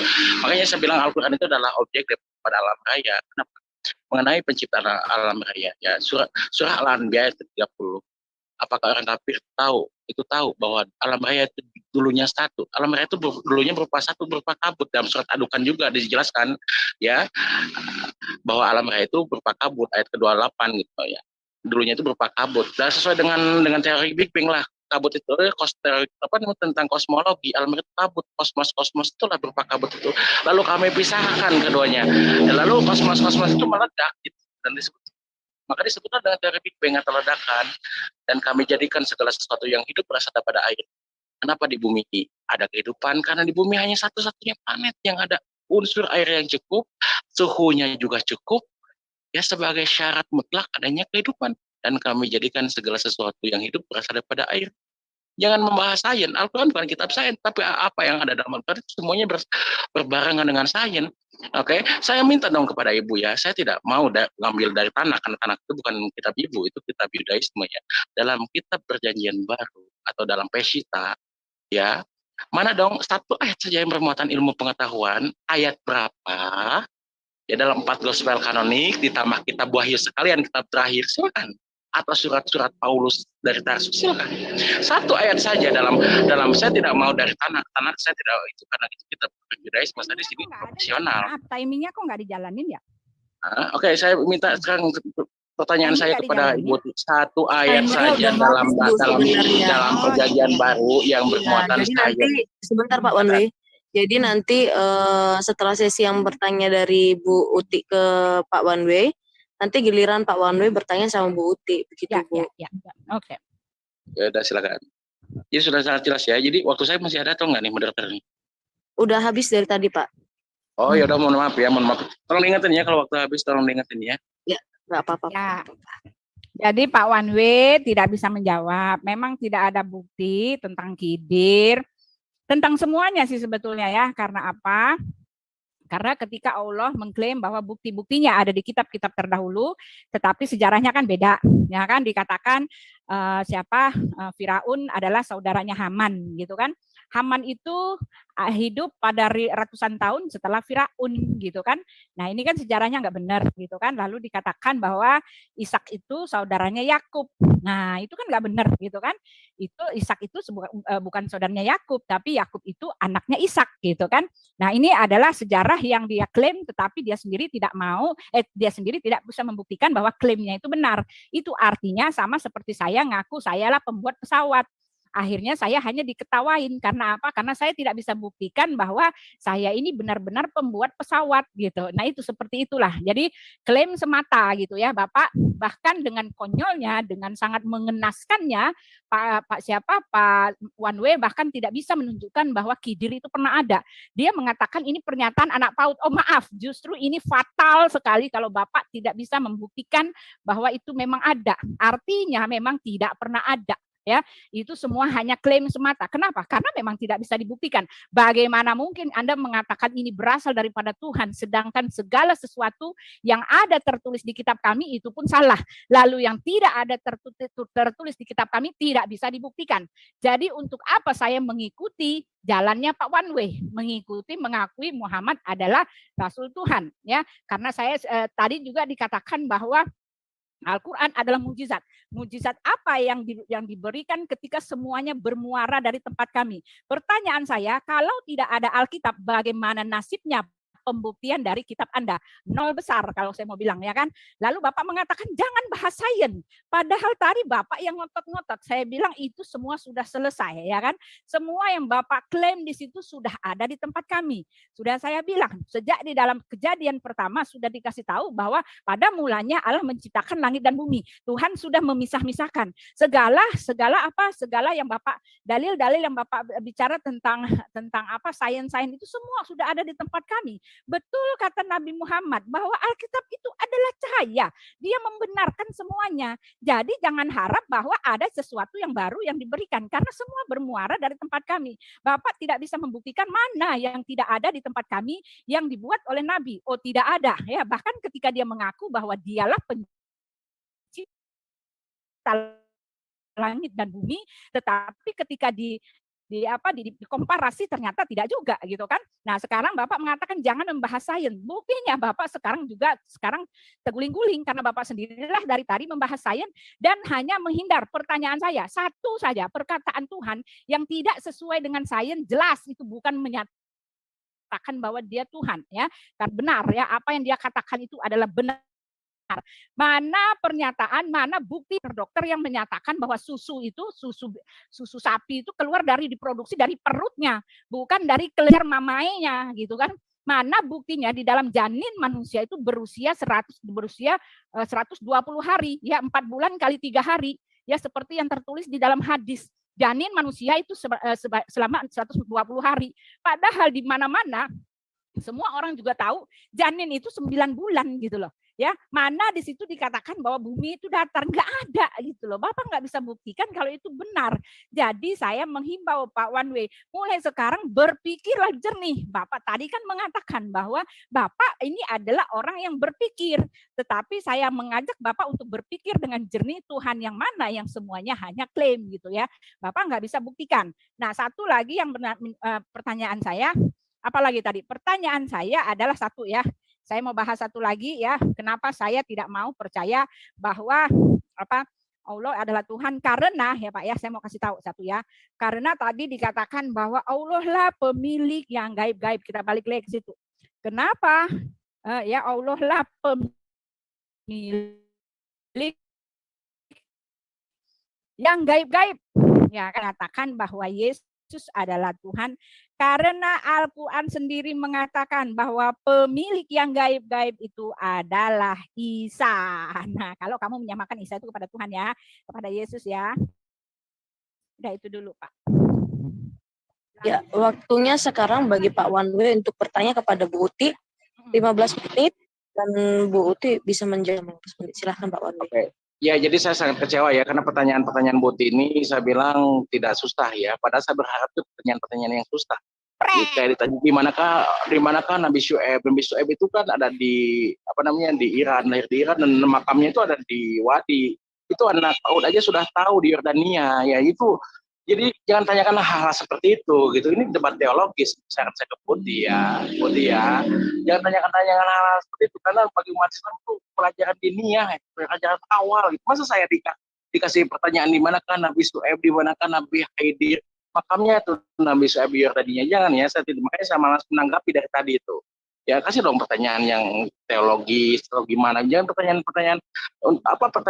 anak dunia, anak PAUD ditanyakan ke saya gitu. Saya kecewa banget.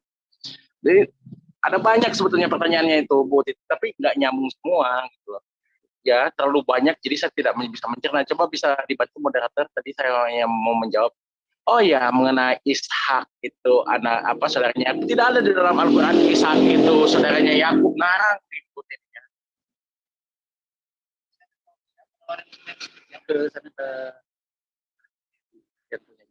Suaranya hilang, Pak. Ngarang kalau bilang Ishak itu saudaranya Yakub ya. Yang jelas itu Yakub itu anaknya Ishak. Setelah Ishak lalu kami itu lahirlah Yakub gitu. Ibu ini kadang-kadang ayat-ayat Al-Quran ini tidak paham, tidak baca Al-Quran, tidak bisa menerjemahkan Al-Quran, serta paham Al-Quran, akibatnya keblinger gitu loh. Ya, tidak ada dalam Al-Quran itu Ishak itu saudaranya Yakub, tidak ada, itu karangan Buti aja ya, mengarang bebas ya, berakrobat Buti itu ya.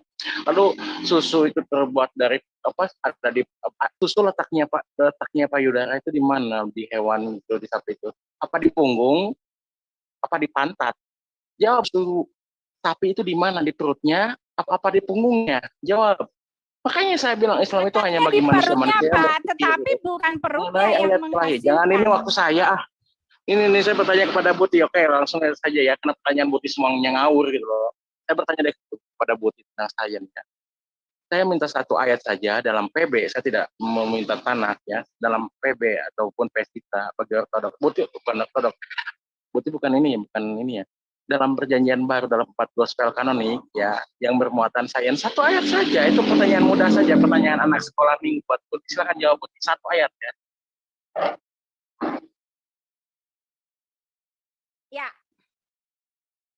Ya, udah ya.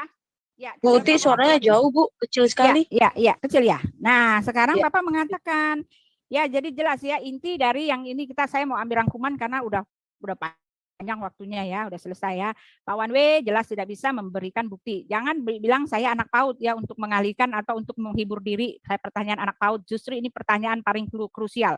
Ya, Bapak tidak bisa menunjukkan kepada saya di mana itu penduduk Madian, penduduk Samud gitu kan, di mana itu di luar Israel, apakah ada? Ini waktunya Ibu menjawab, jangan bertanya lagi. Tadi kan bertanya, jawab aja. Tidak ada, ya kan? Ternyata tidak ada. Ya mau bilang apa? Terimalah kenyataan bahwa tidak sempurna bukanlah Al-Quran, bukanlah mujizat, karena sama sekali tidak sempurna seperti di kitab kami. Bahkan malah mengambil referensi dari kitab kami gitu ya. Itu dia. Lalu Bapak mengatakan bagaimana itu Ishak bukan saudaranya Yakub di dalam Hud 71. Nah, ya kan? Ya, dan istrinya berdiri di sampingnya. Nah, ini kejadiannya ini Bapak tahu nggak? Nih saya kasih tahu bocorannya ya. Bocorannya ayat ini diambil dari Kejadian 18 ya, di mana di situ malaikat Tuhan datang dalam 3 orang ya, dalam bentuk 3 orang datang kepada Abraham memberitahu kepada Sarah bahwa istrinya itu akan melahirkan. Nah, ini dikutip ke sini ya. Dikutip istrinya itu akan melahirkan seorang anak namanya Ishak ya. Tidak kan setelah Ishak akan lahir dari rahimnya Sarah itu adalah Yakub. Maaf, Yakub tidak berasal dari rahimnya Sarah. Yakub itu berasal dari istrinya Ishak, rahimnya istrinya Ishak ya. Dan istrinya berdiri di sampingnya, lalu dia tersenyum. Maka kami sampaikan kepadanya berita gembira ini tentang kelahiran Ishak. Nah, ya kan? Dan sesudah Ishak lahir pula Yakub. Nah, itu dia. Ya, Bapak mengatakan bagaimana? Oh, maaf, ini ayat diambil dalam konteks ketika Elohim datang menghampiri Abraham dan Sarah dan mengatakan bahwa Sarah akan melahirkan seorang anak dari rahimnya, anak perjanjian ya. Jadi ini juga salah kutip. Ya, jadi maaf memang salah kutip, mau bilang apa gitu, karena saya justru lebih tahu latar belakangnya, itu memang salah kutip. Ya, jadi pertanyaan saya, bagaimana mungkin Bapak mempercayai sesuatu yang salah kutip gitu ya? Bapak mengatakan mana sih pernyataan sains? Ya, sains apa ya? Yesus mengatakan bumi ini ada 4 penjuru. Nah, itu sains anak SD ya, 4 penjuru di dalam Matius ya. Matius. 4 penjuru, bumi itu ada 4 penjuru, timur, barat, utara, selatan. Nah, itu aja paling gampang. Udah, itu dari Alkitab ya. Sedangkan kamu mengatakan bumi ini seperti dulunya satu, lalu dipisah-pisahkan. Loh, itu ada di Alkitab ya kan. Bapak bicara tentang apa lagi pelangi, loh itu sudah ada di Alkitab. Bapak mengatakan bahwa asap ya. Lalu alam ini dulu berupa kabut ya kan. Itu ada di Alkitab. Kejadian itu dia dulu berupa kabut, sudah ada semua. Ya, air tawar, air asin semuanya ada di Alkitab. Lalu apa istimewanya gitu loh Pak di tempat Bapak gitu ya. Lalu Bapak, pertanyaan saya belum dijawab, silakan jawab Pak. Ya, silakan jawab. Ini buat ini kayak ini apologet baru aja kan, ini waktunya giliran saya bertanya. Tapi saya menanggapi sedikit ya biar Buti nggak nangis ya, supaya Buti nggak nangis. Surat Hud ayat ke-71. Dan istrinya berdiri lalu dia tersenyum. Maka kami akan sampaikan kepadanya kabar gembira tentang kelahiran Ishak. Nah, setelah Ishak lahir dan setelah Ishak itu akan menurunkan keturunan siapa?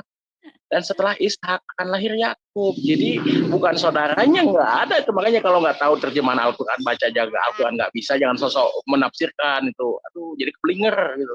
Ya, jadi tetap ya pertanyaan saya ke Boti ya. Ya, saya minta satu ayat dalam Perjanjian Baru yang bernilai sains. Kalau bumi punya 4 penjuru dalam Matius, pasal berapa ayat?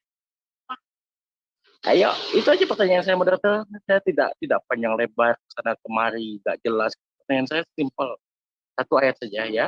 Itu saya karena saya tidak menemukan jawaban, Ibu Putri tidak menggunakan dalil ya. Kalau tidak menggunakan dalil tuh, ingat Putri ya, masalah ketuhanan yang berdasarkan asumsi, berdasarkan informasi wahyu, berdasarkan dalil-dalil kitab suci ya.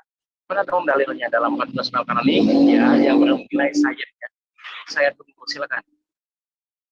Ya, tadi Bapak mengatakan di mana yang bernilai sains. Nah, itu dia kan.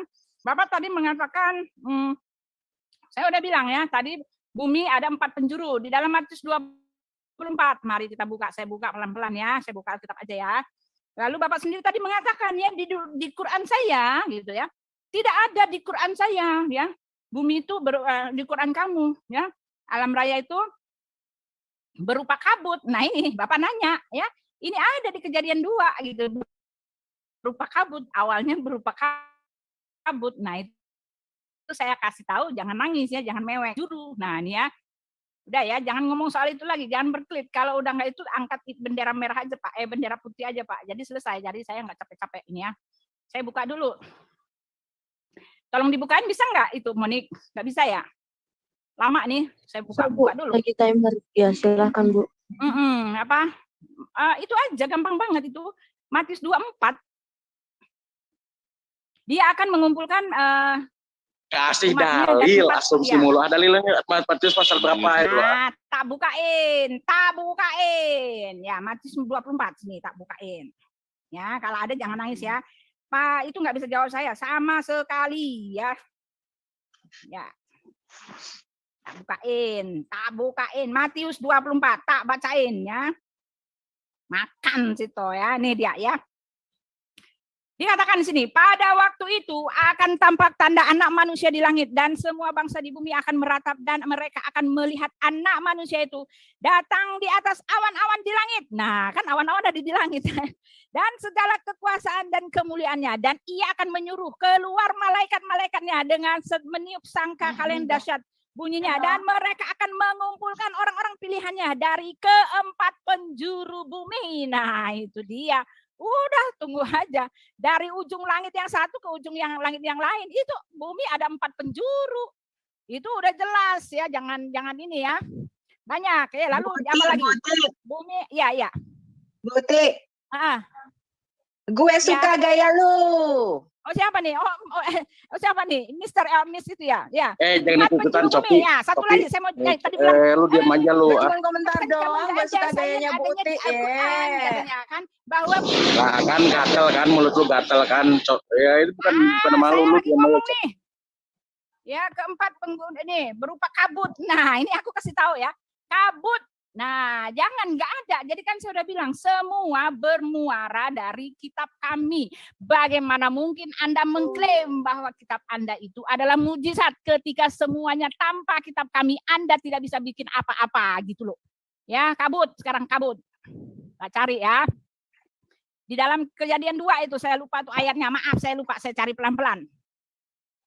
Bumi itu berbentuk kabut. Nah, ini dia ya. Kejadian 2 ayat 6. Tetapi ada kabut naik ke atas dari bumi dan membasahi seluruh permukaan bumi itu. Nah, itu dia. Oke, sekali lagi nih ya, lihat ya. Ini plototin. Tadi Anda mengklaim bahwa Alkitab nggak tahu bahwa pada mulanya itu kabut naik ke atas. Ini dia. Boleh ngambil dari kitab kami. Oke. Kejadian 2 ayat 6. Tetapi ada kabut naik ke atas dari bumi dan membasahi seluruh permukaan bumi itu. Saya Ini minta PB, bukan beresit. Bentar. PB bukan beresit. Kamu. PB apa beresit ya, sama aja. Ya, pokoknya ini dari kitab kami ya. Alkitab saya, buktinya Alkitab kami, kitab-kitab terdahulu. Bahkan Muhammad kalau merasa ragu, bertanyalah kepada kitab terdahulu. Ya, itu dia ya. Jadi jangan belagu ya, salah ya Pak ya. Nah, pertanyaan saya satu lagi yang nggak ada satupun yang bisa dijawab oleh Pak One Way. Pertanyaan saya satu ya. Bagaimana Allah tidak tahu bahwa air susu tidak dihasilkan dari perutnya? Setahu saya perut siapapun menghasilkan asam lambung. Air susu binatang dihasilkan dari kelenjar mamainya. Walaupun kelenjar mama itu ada di perut, tetapi bukan perutlah yang menghasilkan air susu binatang. Oke? Sekarang pertanyaan saya, mana bukti dari kedokteran yang mengatakan air susu sapi dihasilkan dari perutnya? Silakan. Oke ya, waktu saya ya. Ya, jadi sains dalam Alkitab bumi punya 4 penjuru, sedangkan menurut sains bumi itu tidak punya penjuru karena bentuk bumi itu globe. Ya. Jadi sains dalam Alkitab, diam dia nih waktu jawab. Udah dimanja, gatal amat mulut. Tahan dong, tahan. Ya sudah. Saya mau mendengar jawaban. Kalau dalam sains itu bumi tidak punya penjuru ya, karena bumi itu bentuknya. Ini kan saya tanggapi dulu. Udah di waktu saya kok. Gatal banget mulutnya, Putin. Ya, jadi kalau dalam sains bumi itu tidak ada penjurunya ya, tapi kata Buti sains dalam perjanjian baru bumi punya 4 penjuru ya, sedangkan dalam sains bumi tidak memiliki penjuru. Di mana penjuru bumi? Di mana ujung bumi? Buti tahu di mana? Tunjukkan dong. Kalau punya penjuru punya ujung dong. Di mana ujung bumi? Ayo Buti, kasih tahu saya di mana ujung bumi. Dan saya tidak menjawab pertanyaan Buti karena ini waktu saya bertanya kepada Buti satu pertanyaan saja sudah kelimpungan. Gimana Buti? Ya, sekali lagi deh ya. Saya minta ya kalau bumi punya 4 penjuru bukan saya karena bumi tidak punya penjuru gitu loh. Ya kalau bumi itu terhampar betul. Lihat mata kita, bumi itu terhampar nggak? Mata lihat pakai mata bumi itu terhampar. Bentuknya bulat seperti telur burung unta, seperti telur burung unta, bukan telur unta kayak yang dibilang si Copi itu, si Copi atau memang parah. Ya, jadi sudah sangat jelas telur unta itu elo ya. Ada, lu ngarang-ngarang aja lu bilang telur unta, lu bilang telur unta. Itu ada yang dibunuh loh, bilang bumi itu seperti telur. Udah ini gua sama urusan gua sama Buti, lu diam aja lu. Dibunuh di Arizona. Nanti kasih buktinya dong yang bilang Muslim bilang bumi seperti udah dibunuh sama Muslim. Ini moderatornya nggak tegasnya, aduh moderator gimana moderatornya? Moderator minta dibunuh sama Muslim tuh, mengatakan. Enggak, moderator mana nih? Moderator mana nih? Udah bawaan gue udah ini aja nangis aja jawab tadi bawaan jadi moderator mana nih? Ya lanjut Pak, dilanjut dijawab ya, nanti kalau masa catul ngomong gitu dibiarkan ya. Tutup mulutnya ya, mute nggak bisa karena kamu sudah memfitnah. Kamu sudah memfitnah aku yang mengatakan bahwa bumi itu kamu ini battle saya membuti loh masa One Way tidak harus menotis Bu Sofi. Kamu sudah membawa menjelek nama aku dan kamu sudah memfitnah aku. Jadi Pak One Way fokus saja sama Bu Uti, jangan notis Bu Sofi. Silahkan dijawab Pak. Oke. Ya moderator yang profesional dong. Ini waktunya saya bertanya kok Buti nanya gitu. Ini kok saya lihat saya nggak ada sih. Silakan Pak. Iya silakan. Dari tadi nggak cukup apa ya. Ini sebetulnya moderator butuh ketegasan di sini. Ini waktu siapa bertanya yang bertanya siapa nih? Lanjut Pak. Iya lanjut. Hah? Oke. Oke, pertanyaan kedua buat Putih ya. Kalau semua Rasul itu punya nasab, kayak Nabi Muhammad itu nasabnya adalah Abdullah, siapa kalau Paulus itu adalah Rasul? Siapakah bapaknya Paulus? Saya kasih pertanyaan anak TK buat Putih. Setelah minggu pelajaran ini nggak usah yang berat-berat, dengarkan saja sama Putih ya. Siapakah bapaknya Paulus? Silakan. Ya, sekarang Pak Wanwe udah itu ya, penjuru 4, penjuru bumi itu ada di Alkitab. Kalau Bapak mengatakan itu tidak sesuai sains, bodoh amat ya. Saya mau tanya itu harus sesuai dengan Al-Quran, di mana Al-Quran telah menulis bahwa bumi itu ada 4 penjuru seperti di Alkitab. Kalau begitu komparasinya sama. Ketika Bapak mengatakan di sains tidak ada, maaf, itu ada barat, timur, utara, dan selatan. Itu maksud saya ya, jadi clear. Yang dimaksud penjuru itu barat, timur, utara, dan selatan ya. Tapi saya malah balik minta ke Bapak, mana dalam Quran yang mengatakan ada utara, timur, selatan, lalu ada berapa kali tuh? Ada apa Bapak mengatakan 170 kilo per jam, ada gravitasi, apalagi tuh yang bahasa-bahasa gitu. Saya minta di dalam Al-Quran dijelaskan kalau itu memang ada, kalau memang Al-Quran itu bicara tentang sains.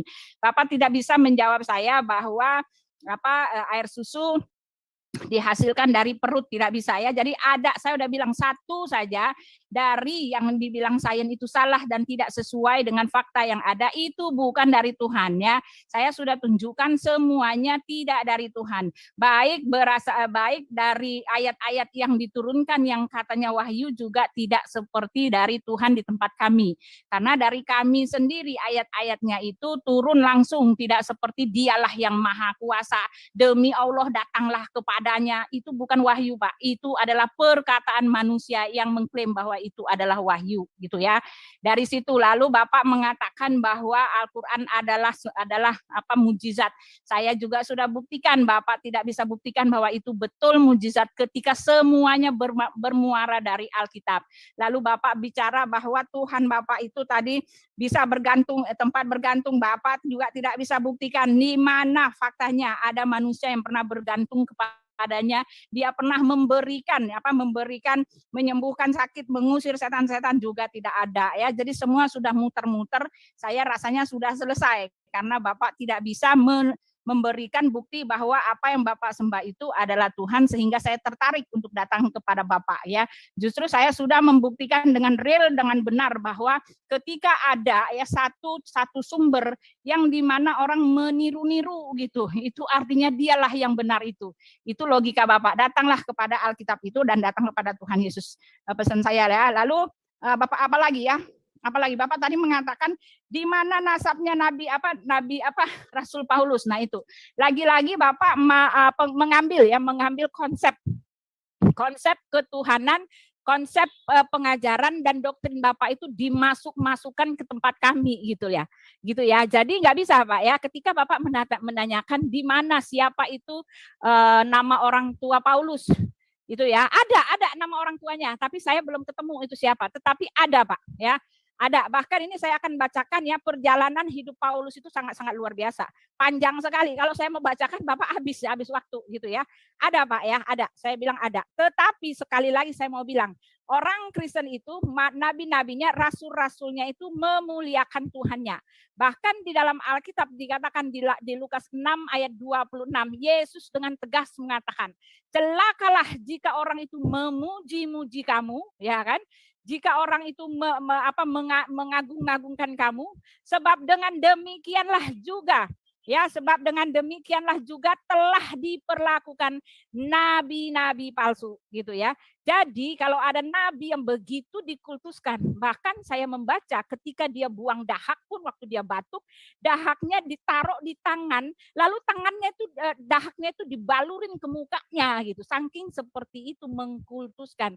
Itu dari kami jelas dikatakan bahwa itu bukan nabi yang betul gitu loh. Ya, begitu dikultuskan, bahkan air wudunya pun diminum gitu. Sampai seperti itu, bahkan dikatakan batu-batu pun menyembah dia, mengagung-agung dia. Bahkan lebih parah lagi, Tuhannya sendiri bersolawat untuk dia gitu. Ya, jadi jangan Bapak masukkan Bapak punya konsep ke tempat kami. Di tempat kami justru nabi dan rasul itu, Matius, Markus, Lukas dan Yohanes itu mereka bahkan tidak menyebut nama mereka di dalam kitab-kitab tulisan mereka. Ya. Tetapi bukannya tidak ada. Ya, ada di dalam catatan-catatan yang lain gitu ya. Bahkan mereka sama sekali nggak menyebutnya, ya siapa mereka. Matius tidak ada tertulis, sayalah Matius, saya berasal dari sini, inilah silsilah saya. Waktu nggak ada kayak gitu, karena dia sentral dari Alkitab itu, dia memuliakan Tuhan. Tuhanlah Raja di atas segala raja yang harus dimuliakan, yang harus dipuji, yang harus disembah. Sama sekali Nabi dan Rasul tidak mencuri kemuliaan dari Tuhannya. Tidak ada Rasul di tempat kami yang mengatakan barang siapa mengikuti Rasul, dia telah mengikuti Tuhan. Barang siapa percaya kepada Rasul, dia telah percaya kepada Allah.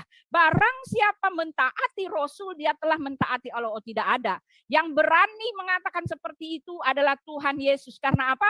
Aku dan Bapa adalah satu, kata Yesus. Barang siapa telah melihat aku, dia telah melihat Bapa. Barang siapa telah mengikuti firman-Ku, dia telah mengikuti firman Bapa. Karena apa? Karena aku dan Bapa adalah satu. Jelas di tempat Bapak, Nabi Bapak mengambil kemuliaan dari Tuhannya Bapak ya. Jadi jangan tanyakan di mana Rasul Paulus itu bapaknya, dia brojol di mana, dia gedenya makan apa, lalu dia berak di mana, saya nggak tahu. Ya, ingat saya nggak tahu, bukan saya nggak mau tahu, ada dari catatan dari buku yang lain, tetapi saya tidak perlu tahu. Yang saya tahu, Rasul Paulus justru hanya mengatakan, ikutilah teladanku. Nah itu, teladan mereka itu yang kami ikuti, bukan kemuliaannya dia. Bukan bagaimana dia tidur, bukan bagaimana dia berak, bukan bagaimana dia jalan dengan berbungkuk, bukan bagaimana cara dia membantu istrinya. Bahkan bukunya segede gini loh, tebal sekali, menceritakan nabinya. Ya nggak begitu Pak, beda, kita beda ya Pak ya.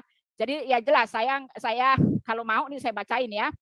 Tapi nggak penting gitu loh, ya. Nih kalau mau saya baca ini. Ya sudah itu saja ya. Terima kasih. Saya ambil dulu. Saya buka dulu bukunya ya. Ada Pak, ada semua Pak catatan dari rasul-rasul itu Pak. Ada nih Pak, saya bacain. Cuma nggak perlu, nggak penting gitu. Ya silakan. Sudah ya Pak Wanwe ya. Silakan Pak Wanwe. Oke, ya jadi saya bertanya apa, jawabannya panjang lebar. Kalau sudah karuannya saya bertanya siapakah bapaknya Paulus, tidak dijawab. Ya karena sore hari ini saya lagi baik hati, saya kasih buat pertanyaan anak sekolah minggu saja gitu. Sekarang semaksa Yesus itu, apakah agamanya Yesus? Silakan jawab pertanyaan saya itu. Apakah agamanya Yesus waktu Yesus masih hidup? Silakan jawab. Apa Pak? Apa agama Yesus? Yesus nggak mendirikan agama, ya. Yesus agamanya Yesus apa? Jalan keselamatan bagi semua orang. Enggak, saya tanya agamanya. Agamanya. Nah itu kan saya bilang maksa-maksain dia punya konsep kepada konsep kami. Yesus tidak mendirikan agama. Adapun orang Kristen itu artinya pengikut Kristus. Ya, ketika mereka berkumpul ya mereka membangun gereja. Jadi itu pertanyaan anak TK bertanya kepada anak hidup tidak beragama ya? Nggak ada Yesus. Berarti waktu Yesus masih hidup tidak beragama ya, tidak punya agama gitu. Yesus bukan punya Tuhan Pak, sehingga Bapak mengatakan dia beragama. Jangan memframing. Ya, jangan memframing.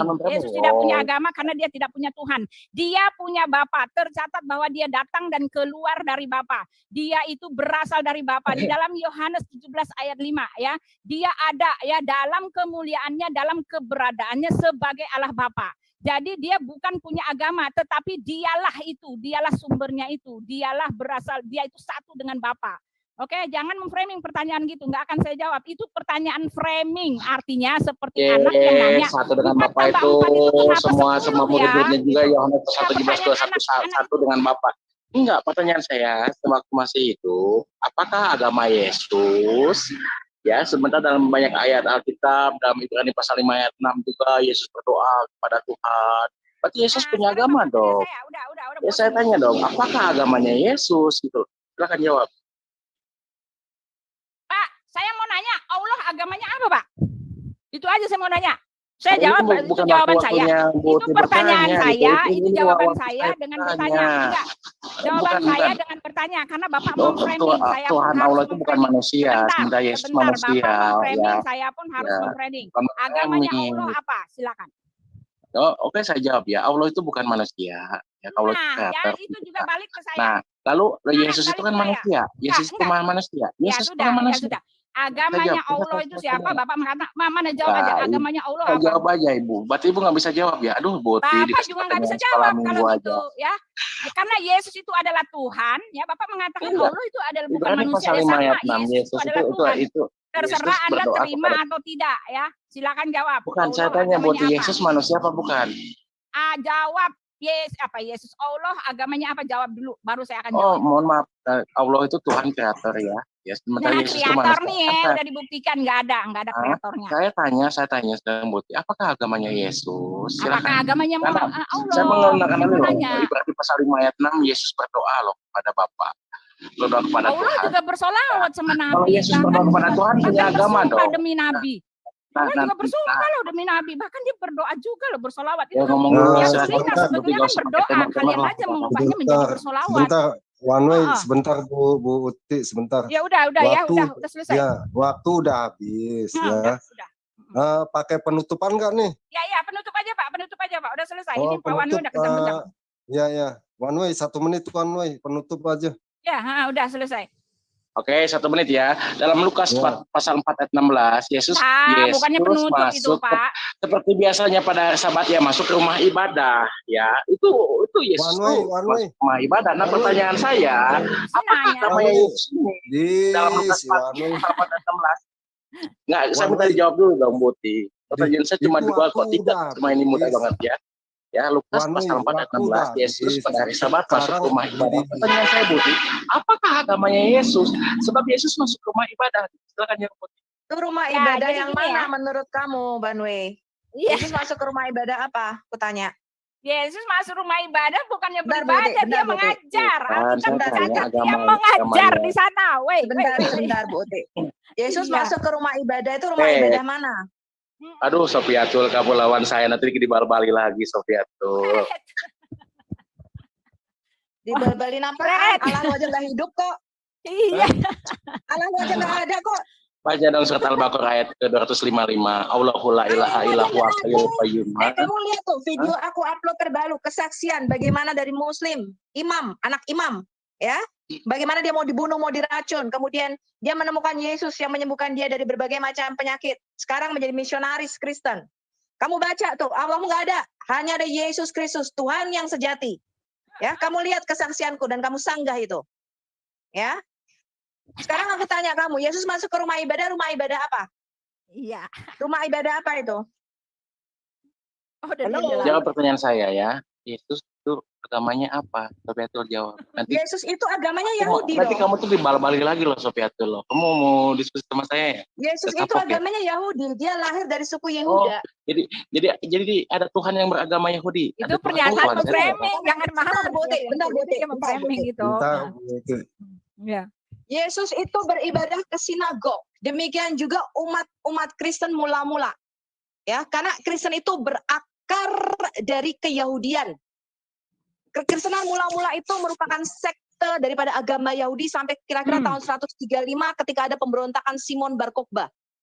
Baru itu Kristen memisahkan diri dari Yahudi.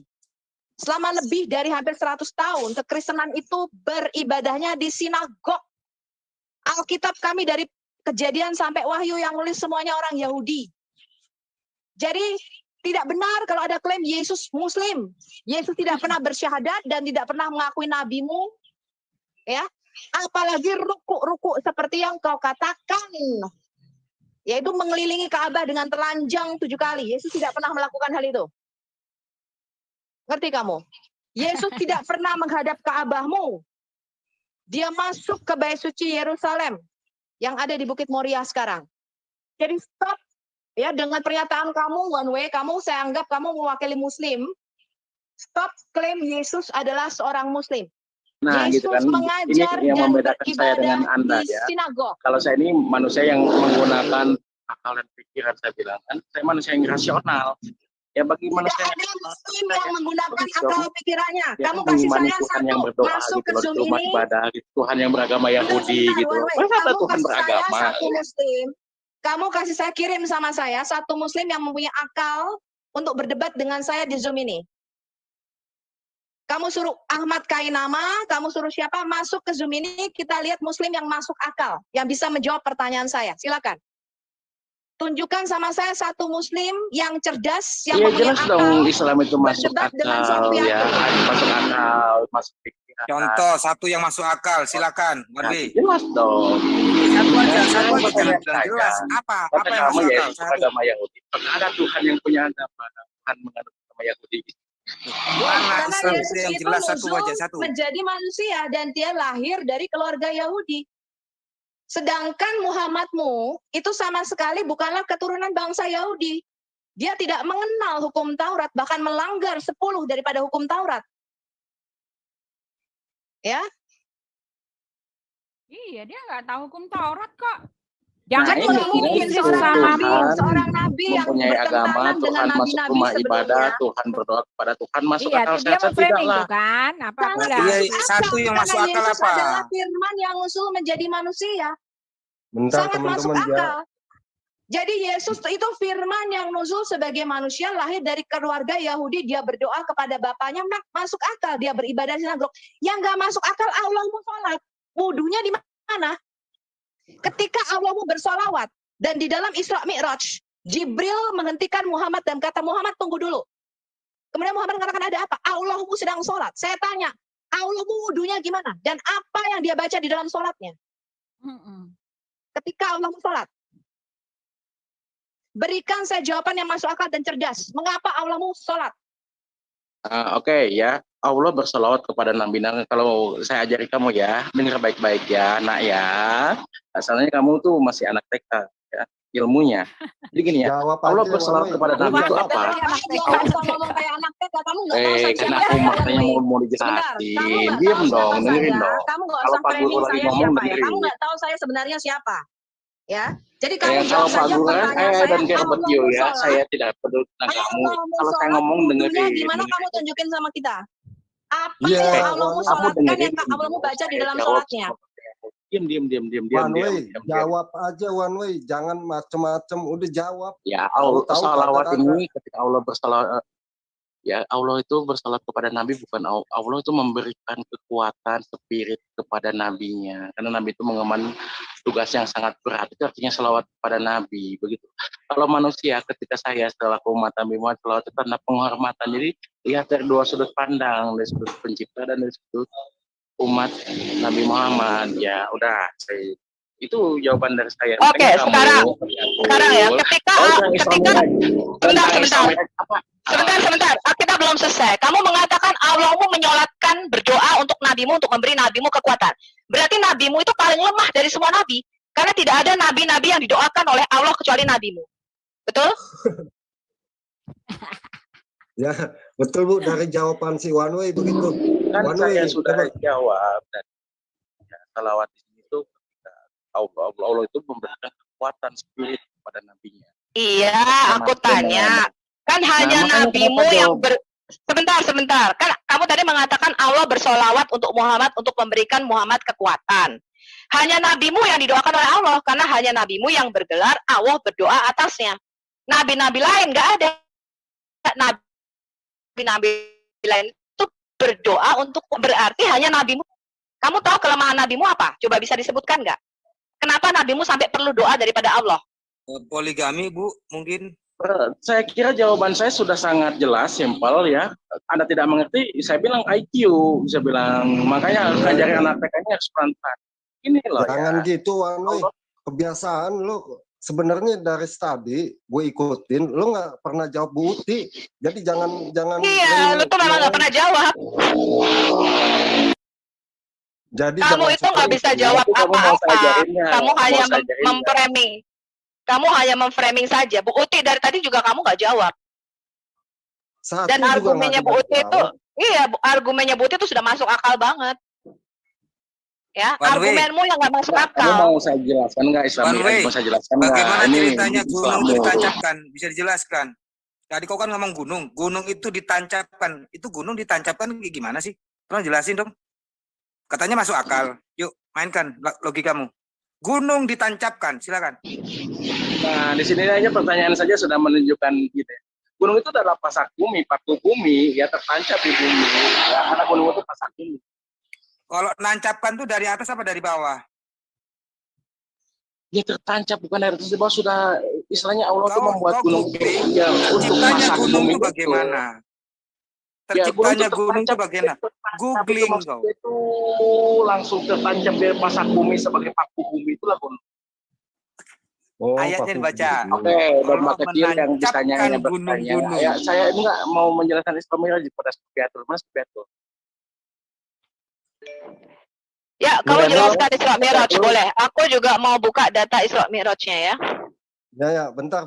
One way, lo mesti pakai akal nih ya. Jangan pakai asumsi Kamu aja. tahu teori dilatasi waktu nggak, Albert Einstein? Tahu nggak teori Nggak usah pakai teori dilatasi waktu. Kamu jelaskan dulu. Sebentar. One way, kamu jelaskan waktu Isra Mi'raj. Sebentar. Sebelum kita ke dilatasi waktu, kamu jelaskan kenapa nabimu bisa ada di rumah Umi Hani waktu Isra Mi'raj. Kok bisa tidur di rumahnya istri orang itu gimana ceritanya waktu Isra Mi'raj? Kamu ini ngarang aja. Kamu baca Sirah Nabawiyah Ibn Hisham halaman 300 atau kamu perlu saya bukakan Sirah Nabawiyah Ibn Hisham. Kamu jelaskan dulu kepada pemirsa YouTube se-Indonesia Raya pada waktu Isra Mi'raj, jangan ke dilatasi waktu dulu, kejauhan. Ya, tidak banyak orang yang tahu fisika. Ya, tidak banyak orang yang tahu dilatasi waktu. Kamu jelaskan mengapa nabimu bisa tidur di rumahnya Umi Hani, di rumahnya istri orang. Kamu jelaskan ngapain nabimu di rumah Umi Hani. Yang pertama, sumber yang dikasih Sofiatul itu tidak valid ya. Ya, saya tidak mau menanggapi sumber yang tidak valid ya, sama saja Sirah Nabawiyah Ibn Hisham itu adalah biografi tertua dan biografi pertama daripada nabimu. Saya akan menjelaskan secara ilmiah, kamu nggak mau. Pak, tolong Pak, saya bisa masuk lewat laptop, saya akan tunjukkan bagaimana Muhammad tidur di rumah Umi Hani. Wih, mantap nih dalil ini. Sabar. Data-data invalid gitu, udah bukan rahasia umum lah data-data. Enggak, belum banyak yang belum tahuan. Sabar. Ini sih ini ya. Ketika saya mau, dia bertanya apakah Isra Mi'raj itu rasional. Ketika saya mau menjelaskan secara ilmiah, dia nggak mau. Tidak semua orang bisa fisika. Ya gini, ya gimana lagi gitu loh. Saya susah bilang ke Sofiatul, mohon maaf, bukan apa-apa ya. Sofiatul itu SD, saya memberikan pelajaran SMA yang nggak. Saya masuk meeting code-nya apa ya? Meeting code-nya ya? Udah mau turun lah ya, udah lagi ya. Saya mau jalan-jalan dulu nih. Jangan lari. Gue mau tunjukin nabimu di bermalam di rumah Umi Hani. Jangan lari. Udah semua orang tahu lo itu ngambil data-data dari mana, Sofi. Kalau nggak berubah sih berubah dong, berubah lebih baik dong. Pasti demen gitu data-data. Gue kasih tahu sama kamu ya, gue kasih tahu sama lo, gue titip pesen sama lo. Kasih tahu teman-temanmu, Menachem Ali, Ahmad Kainama, Don Ditan, Agustan, Felix Shaw, ya, Filipus Christian. Selama mereka tidak tutup mulutnya berbicara mengenai Alkitab dan Bible dan Yesus, saya akan buka dan telanjangi kalian. Ya, kamu jangan lari. Saya akan buka Sirah Nabawiyah Ibn Hisham.